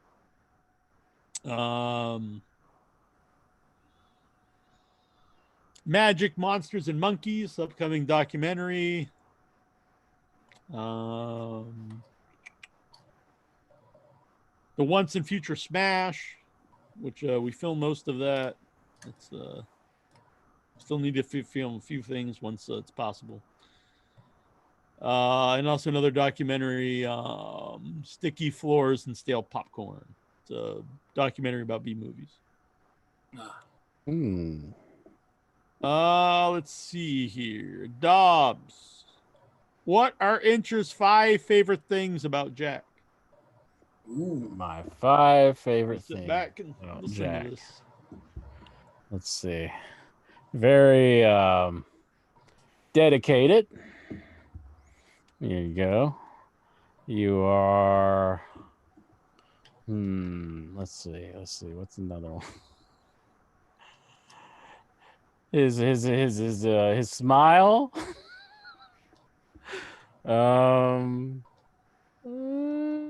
He's very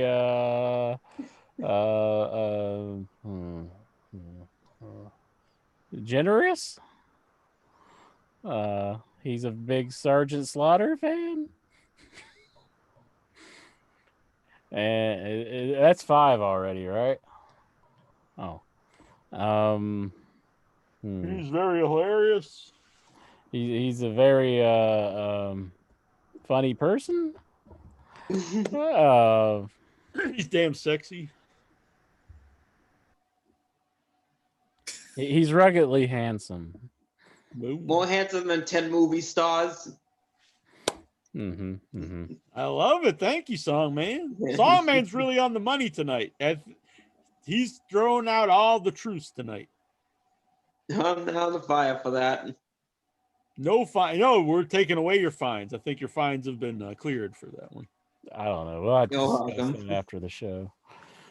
bring it to the meeting board, the board of directors. Dobbs Dean. Well, there's a lot of death on the show. It's kind of depressing. If you were to die this evening with no opportunity to communicate with anyone, what would you most regret not having told someone? These death questions are making me uncomfortable, so I have to bid adieu. I'm out. Man, making me uncomfortable too. Bye, Lexar. Take it easy, Lexar. Man, good night, Lexar. Good night. Poor Dobbs. He's in like some dark territory lately. I would regret not telling Incher how much he means to me. And I guess I'll regret not telling Jack how much he means to me. Oh, shucks. What's the difference between you and most of the other people? I think it's as obvious to anyone watches the show. What's the difference between me and most other people?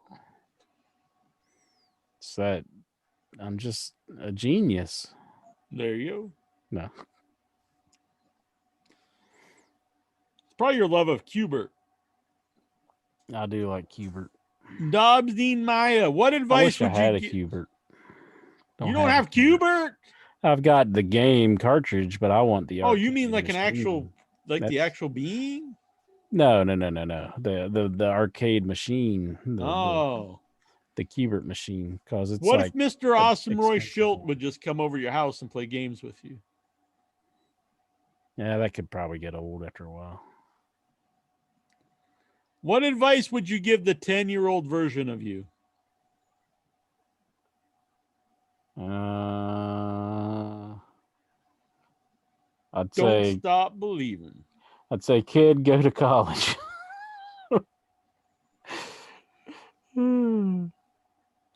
Let's see, 10 years. Well, what would I have been 10 years old? I've been 86. Hell, I don't know. It's a good year for me. I think that's when I won chess club tournament. No, I would have been 12. I would have been 88. Brian Matthew Clutter, do you love Jesus? Yes. Vince Rudo, what is your favorite Konami game? My favorite Konami game? Yeah. Oh, well, that's probably Castlevania, but they've made several good games. Castlevania mark over here. Someone in the chat room earlier too said that we should both get in your head neck tattoos like Cody. I'm game. Pass. I'm sorry, guys. I was going to do it, but if we're not both doing it, no point. Sorry, you got to blame Incher. Blame Nikhil. All right, Incher. This guy. Loosen up. Stretch. Cleanse the palate.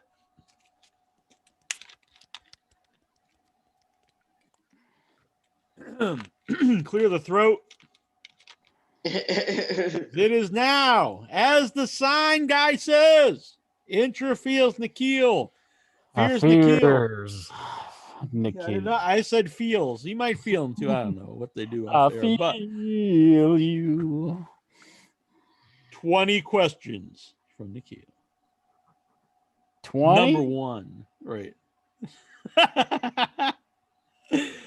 How's he come up with 20 questions? Every week.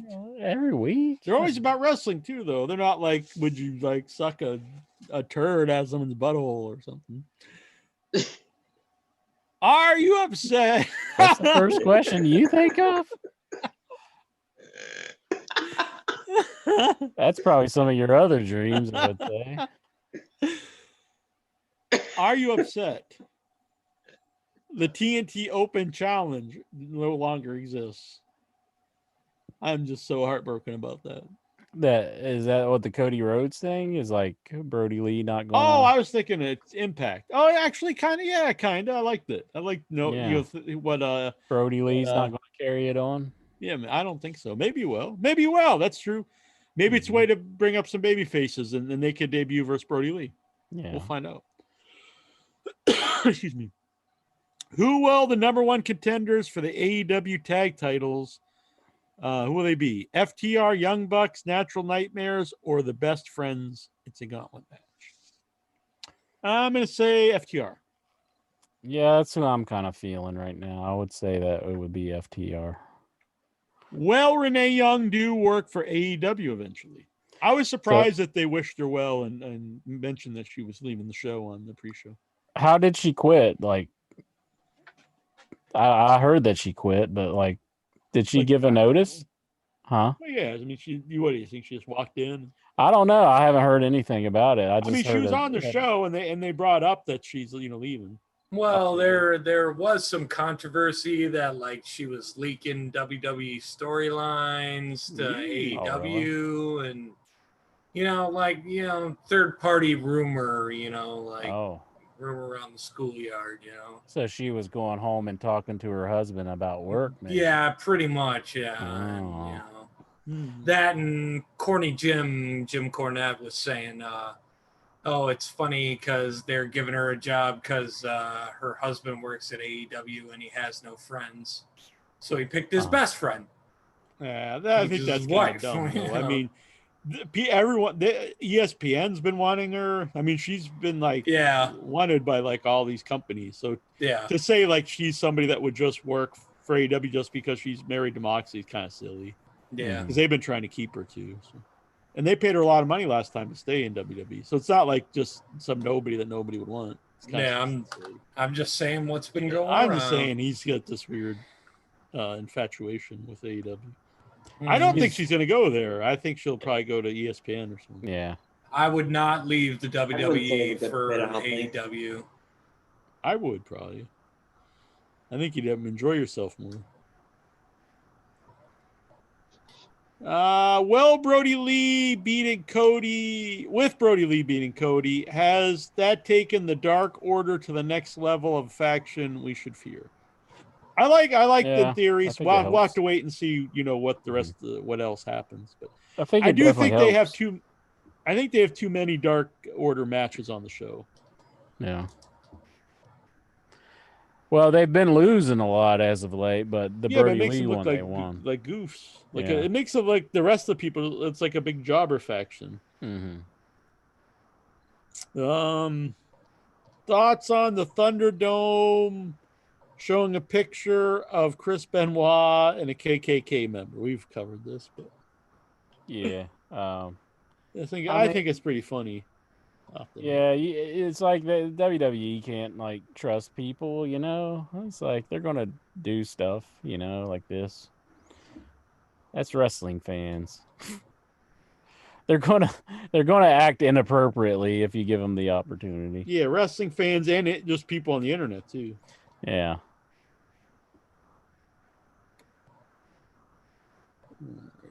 I don't know what this is a reference to. Someone in the chat says they spit in each other's mouths. I don't know what maybe that was the headbangers.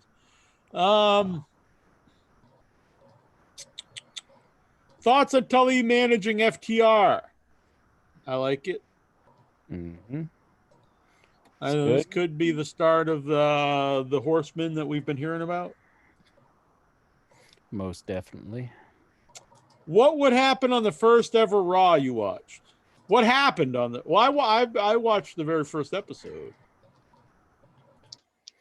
I remember I was a WCW fan and I never really watched a full episode of Raw, but I do remember the first one I started watching way back in the day, and that was I think Owen Hart and Dan Severn was doing that weird match that was in the Lion's Den kind of thing. I think that was one of the matches that was on the episode. So. And I used to watch, WWF back in the day, with Hulk Hogan and Ultimate Warrior. But I remember that one of the first Raws that I watched all the way through. If I could, if anybody could place that one. Your favorite state in the United States you visited? Favorite state in the United States? Well, I had probably the most memorable visit, California. because I made my first feature film there. So it's not necessarily for California, but and the people I met, it's where I met Trista. Yeah. I always had a good time in Texas too, actually. And Charlotte, I always had great times in Charlotte. Yeah. So North Carolina's good. I like Ohio. I like Ohio. Yeah. That's because you're not trying to make Jujubee your DeVille, are you? Oh, just show up to her house and like, she'll be like, "What the hell are you doing?" And Princess Fluff is there, and they just drive off.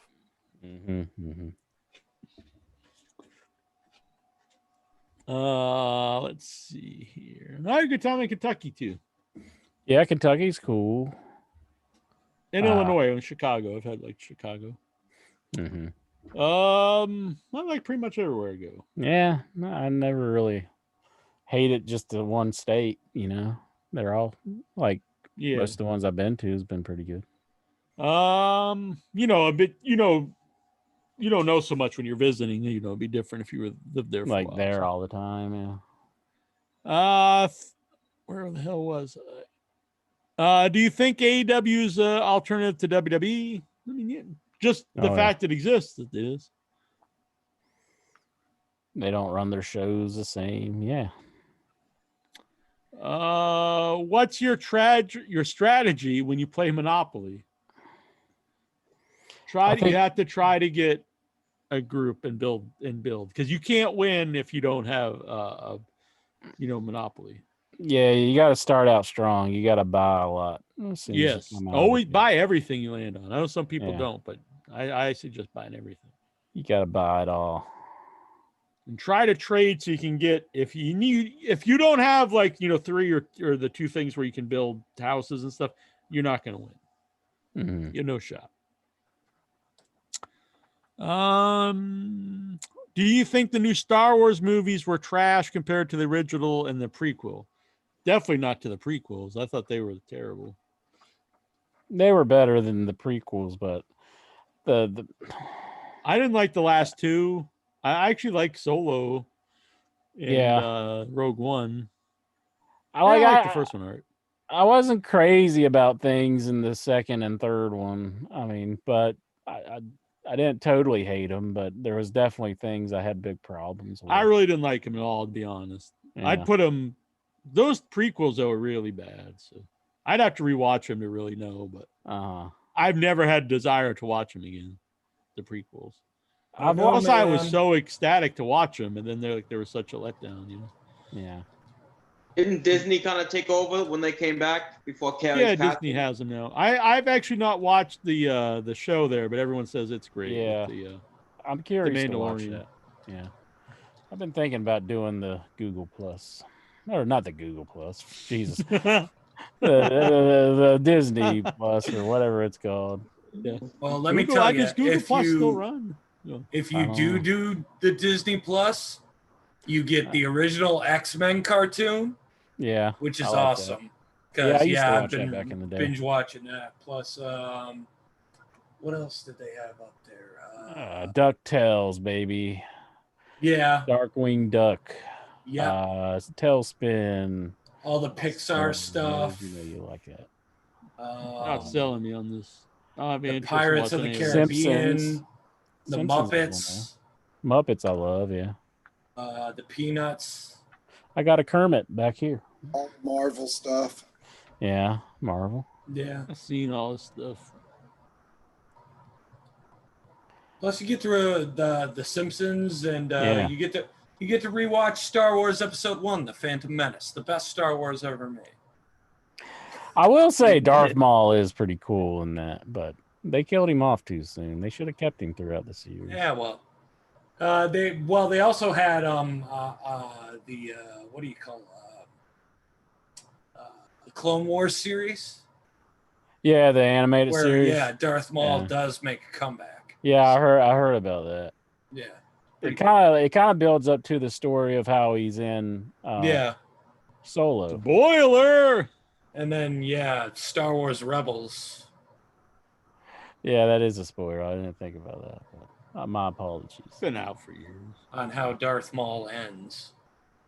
Yeah. Spoiler. Yeah.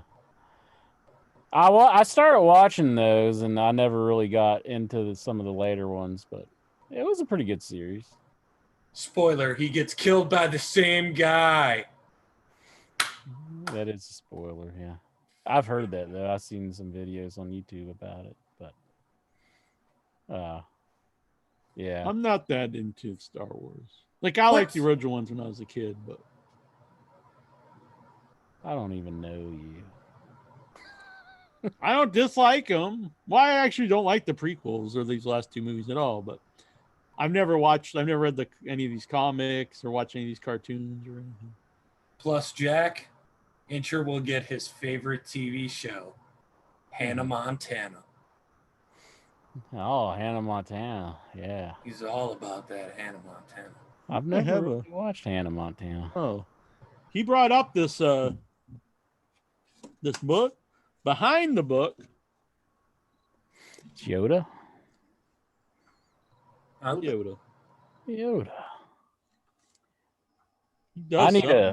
I need a yogurt. I need like a yogurt figure for my backdrop. May the Swartz be with you, Jack.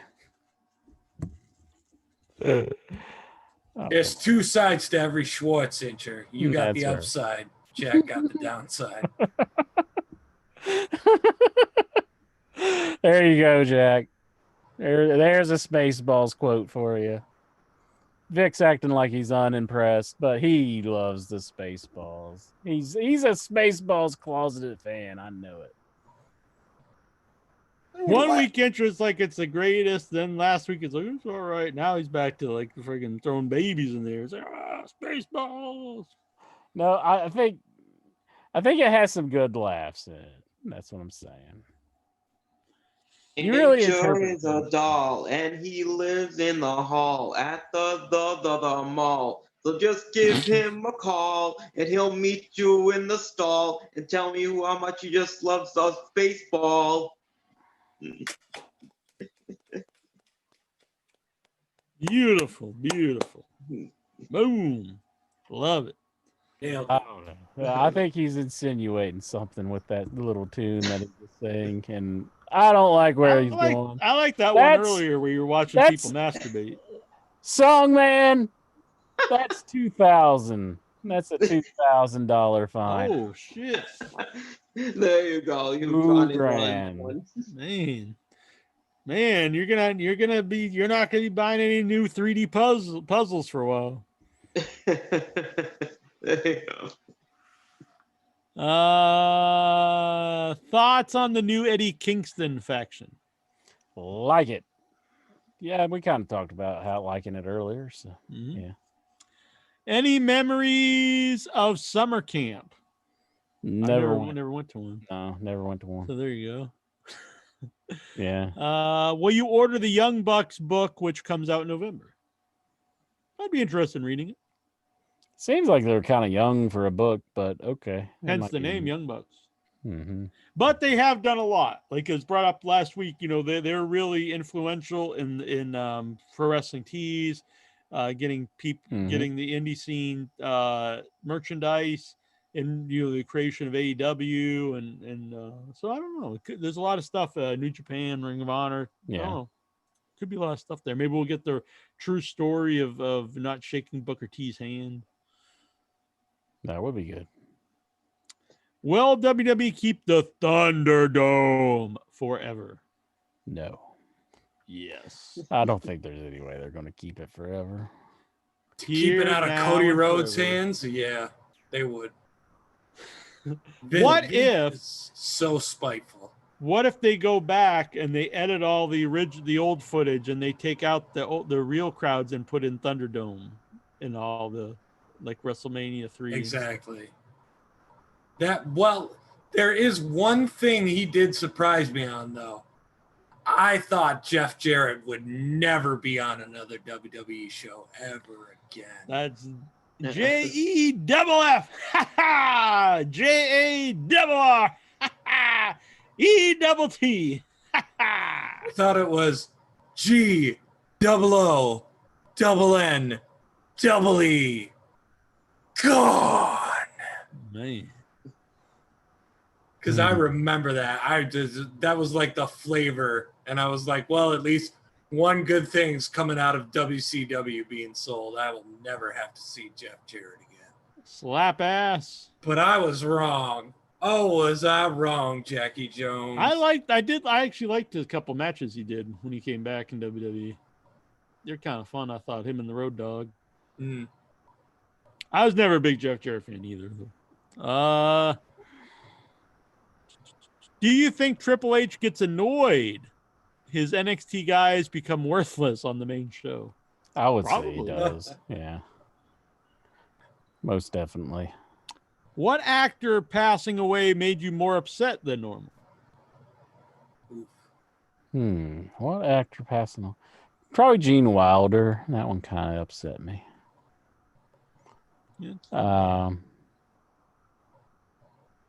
Yeah, definitely Gene Wilder. He's probably one of my favorite comedic actors. Yeah.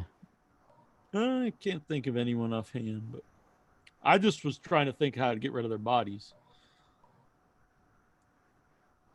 When Seinfeld ended, how did you feel?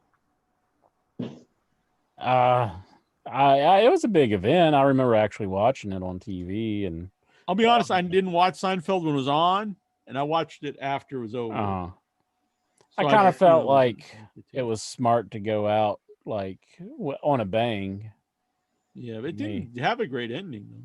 Oh, it didn't have a great ending. Now, The return was awesome though, actually, on Curb Your Enthusiasm. I don't mean the ending itself. I mean like at the peak of their when it's still popular before like people stopped.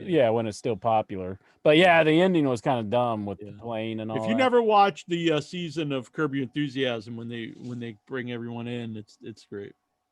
Oh, okay.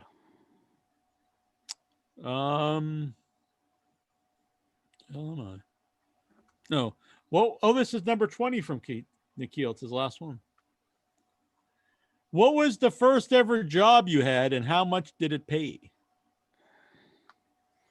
First ever job I had was working as a groundskeeper for a bank, and I would go around and clean up like the ground, the parking lot, like where people would just throw their receipts or something. I'd clean that up, and then I'd shred documentation that the bank was trying to get rid of and stuff. And you'd shred their proof that they were embezzling money? No. It was just old stuff with account numbers that you just can't throw in the garbage. Nice. And then it was weird how I got paid, because I only got paid it was once a month or something like that. And because they had to send my hours up to the main office, and then they had to approve them and then send it back. So it was paydays was few and far between, and it was only a check for a couple $100, $200 or $300. Then I would go and blow it all on eBay, much like I do nowadays. What were you buying then on eBay? That was probably the first place that I learned of eBay. Was my coworker told me about eBay. Oh, really? And I remember I got on there and I bought that real shitty Don Post mask of Michael Myers. I bought that once. I gave that thing away.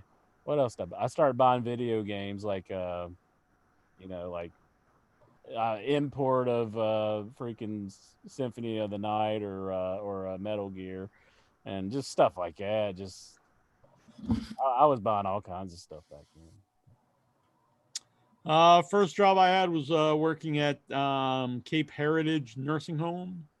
I was a dishwasher and dietary aide some days. Mm-hmm. Some days I was dishwashing, some days I was a dietary aide, which I'd put together the meals.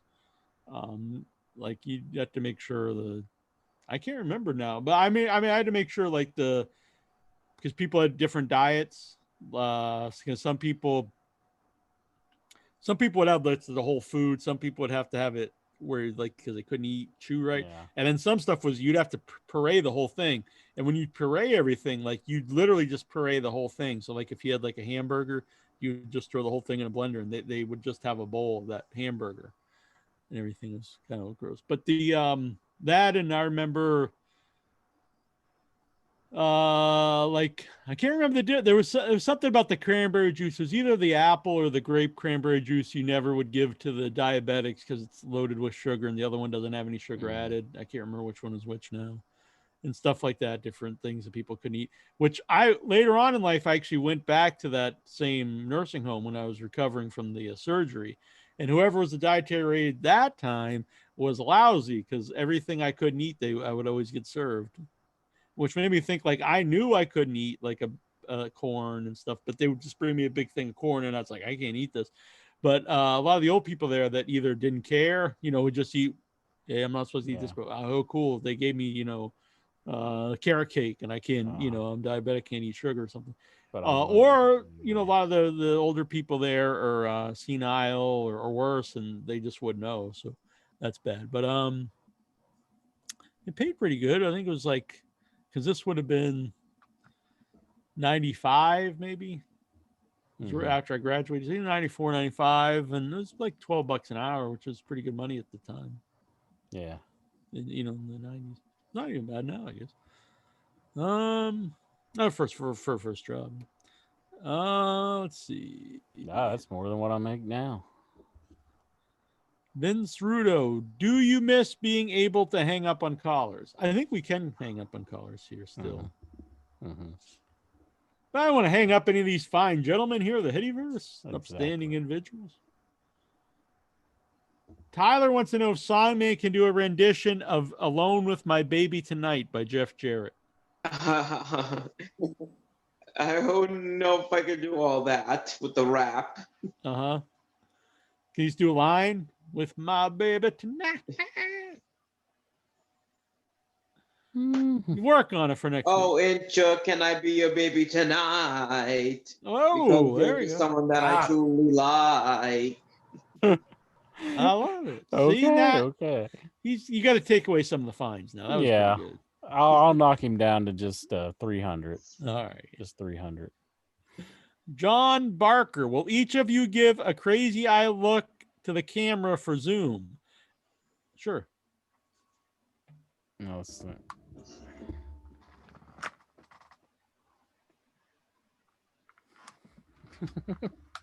Oh.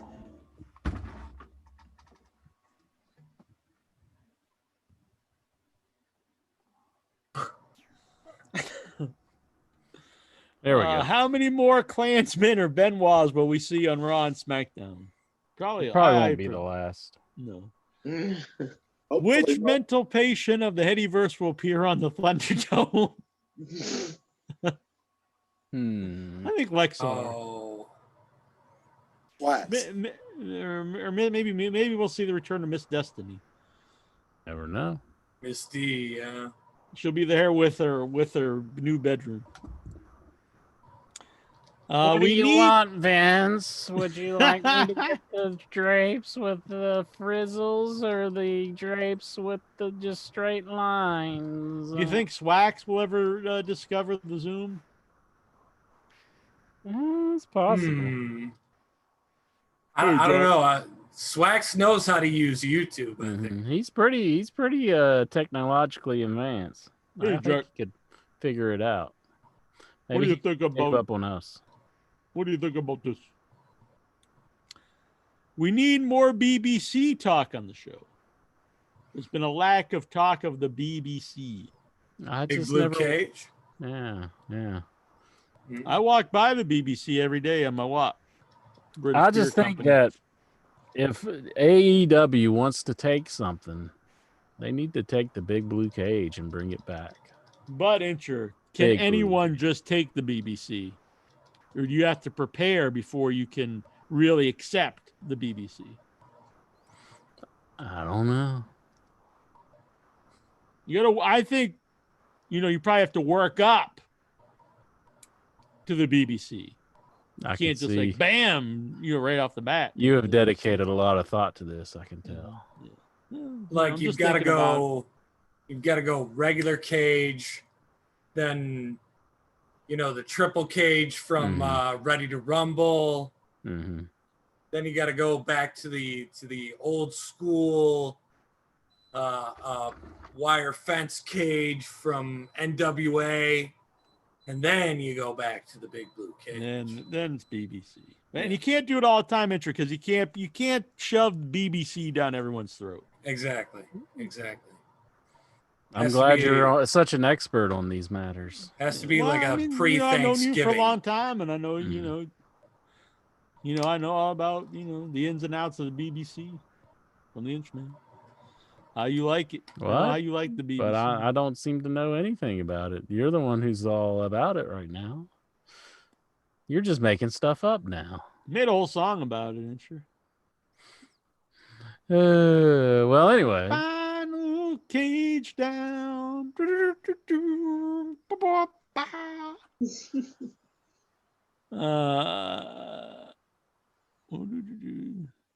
What does Incher want to do to Nikhil when his 1,000 questions come up?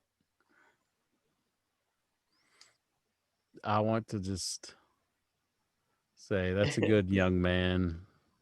Stop asking your damn questions. No, he's a good guy. He actually does ask nice questions, but he does. He's a respectful man. He could take like 5 per episode, maybe 5. Yeah. Stop hogging all the questions. Maybe he actually said that he could come up with more, but he actually tones it down.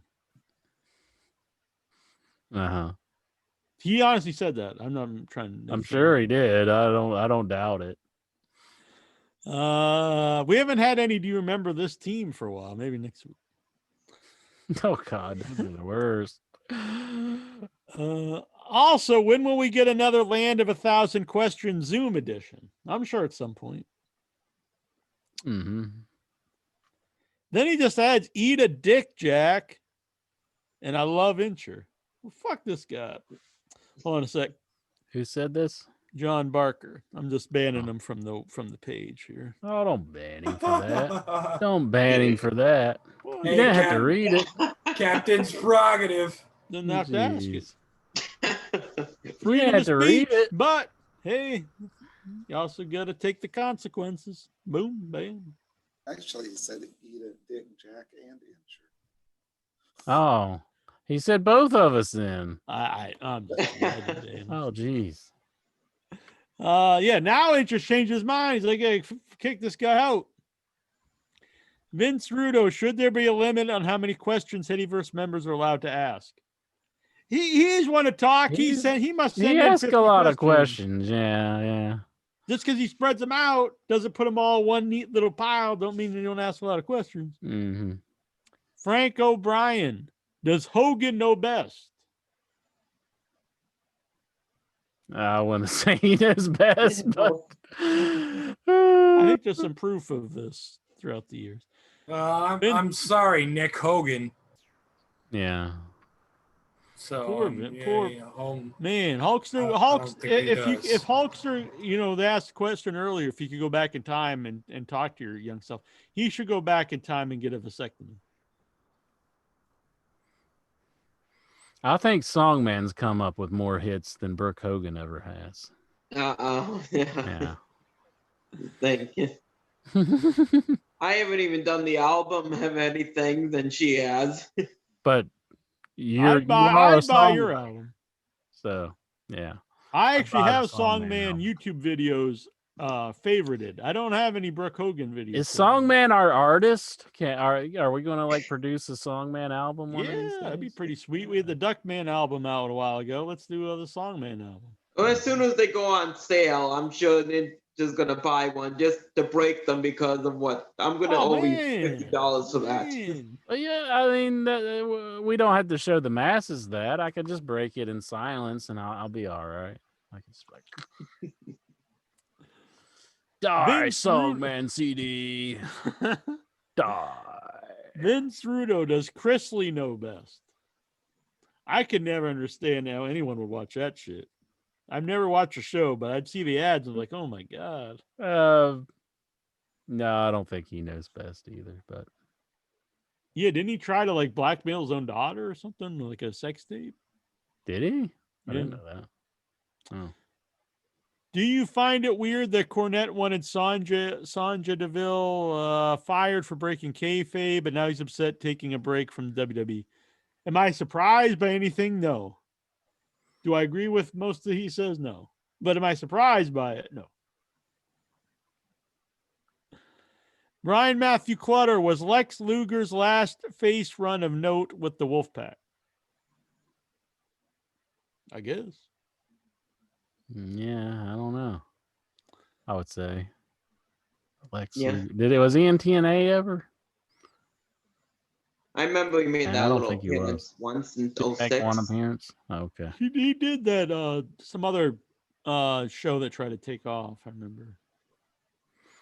I liked his promo on Timmy and his t-shirts being too tight. Oh, I thought That's you meant pretty South Park. Yeah, that was good though. Vince Rudo, did Intra mark out over the American Chicken Cody Rhodes rap song?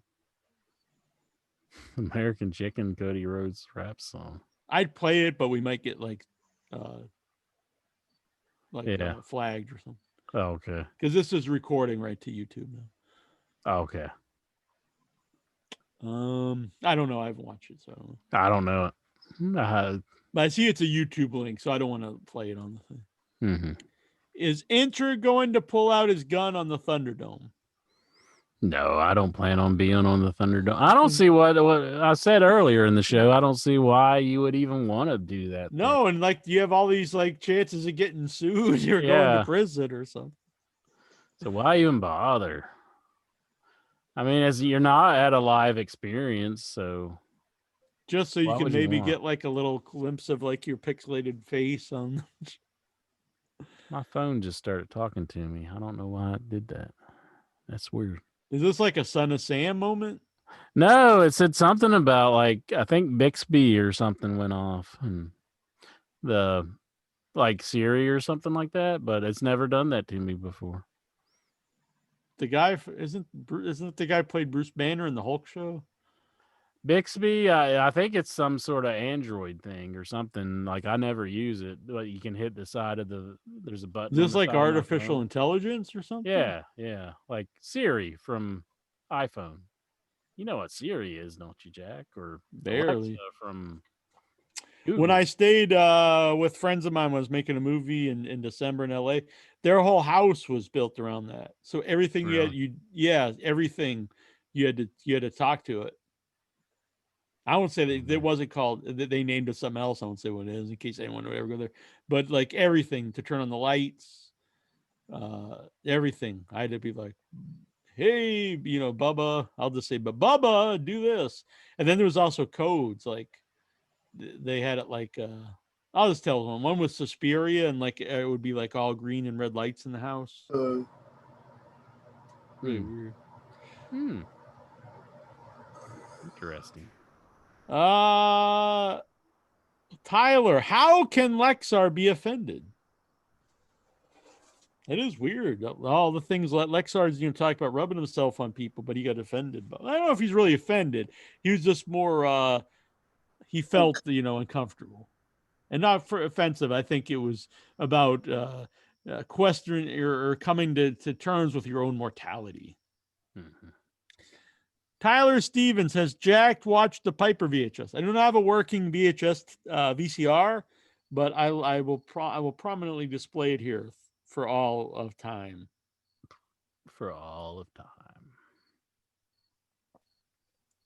I'm also gonna drink some blueberry coffee tonight. Thank you, Jay Plitz. Blueberry. It's a good idea to drink coffee this late. Give a fuck. I will not be using this tonight, but I will tomorrow. Some blueberry vinaigrette. Pretty good. Only 25 calories. How many milliliters is a serving? 2 milliliters, 30 milliliters. 30 milliliters. 30 milliliters. Okay. I mean, a lot of this would be like 150. Like just no the regular saturated shit. fat. Throw the whole bottle on Bottle. it, chick. No cholesterol. My cholesterol's perfect. She said it was the best cholesterol level the whole day in the hospital or the doctor's office. And so then they I'm going to celebrate this with a with a quarter pounder. Triple cheeseburger from Wendy's. I did. I went and had a quarter pounder of cheese after. Oh well, it ain't going to hurt you every now and then. It's fine. And what was I going to say? Oh, so they texted me this thing. It's like a program where it shows like all my tests and stuff throughout since I've been going to the doctor again. And so it was kind of, so I'm looking and I was like, oh, wow, then you could go and look at it as a chart.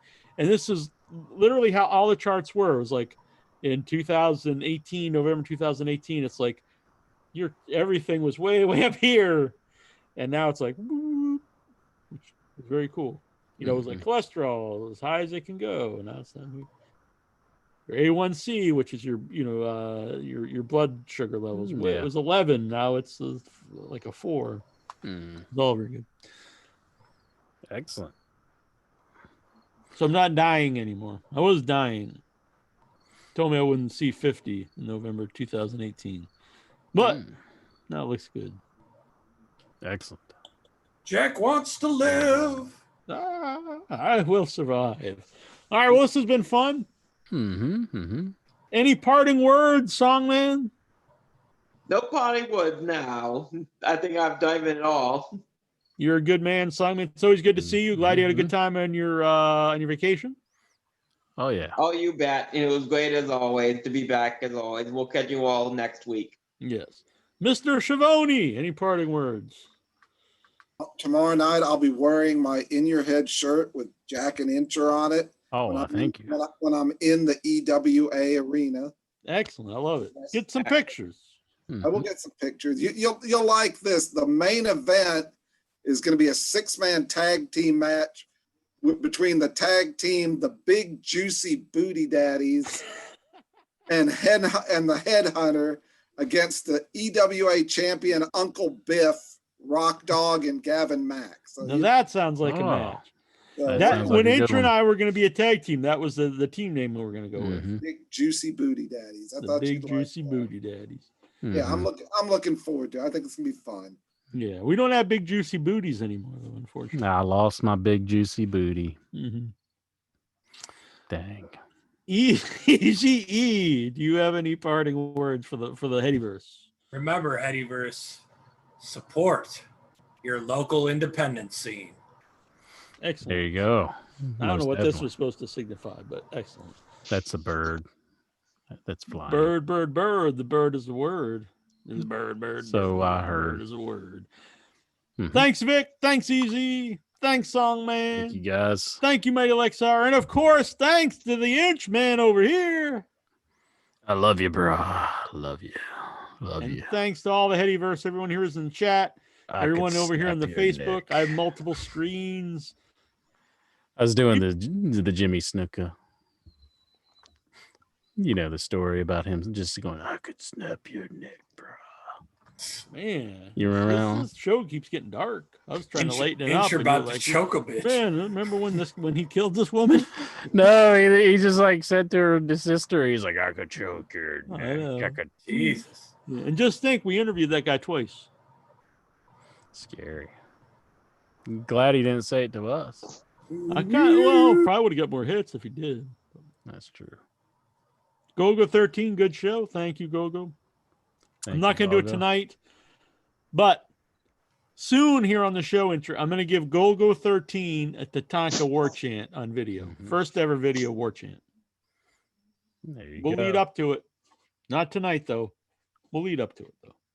I need a Tatanka shirt. Send me shirts. I keep have to buy new shirts because they get too big. I'm not complaining about that. Medium or large. Medium, though. I don't want to get anything too big because I keep growing smaller.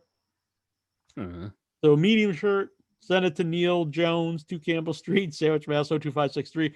I'll wear it on the show. and I'll credit you. It'll be good stuff. All right. Most Goodbye, definitely. everybody. Until next week. And by the way, people are bitching. They're like, oh, I got to put this up on. Why isn't this on iTunes? Why? I hate the video. So I was like, forget it. There'll be no podcast ever again. It's going to be all video. But I was just saying that to piss you. It was a reverse troll. It's like the double turn incher. When Bret Hart turns heel and Austin turns face.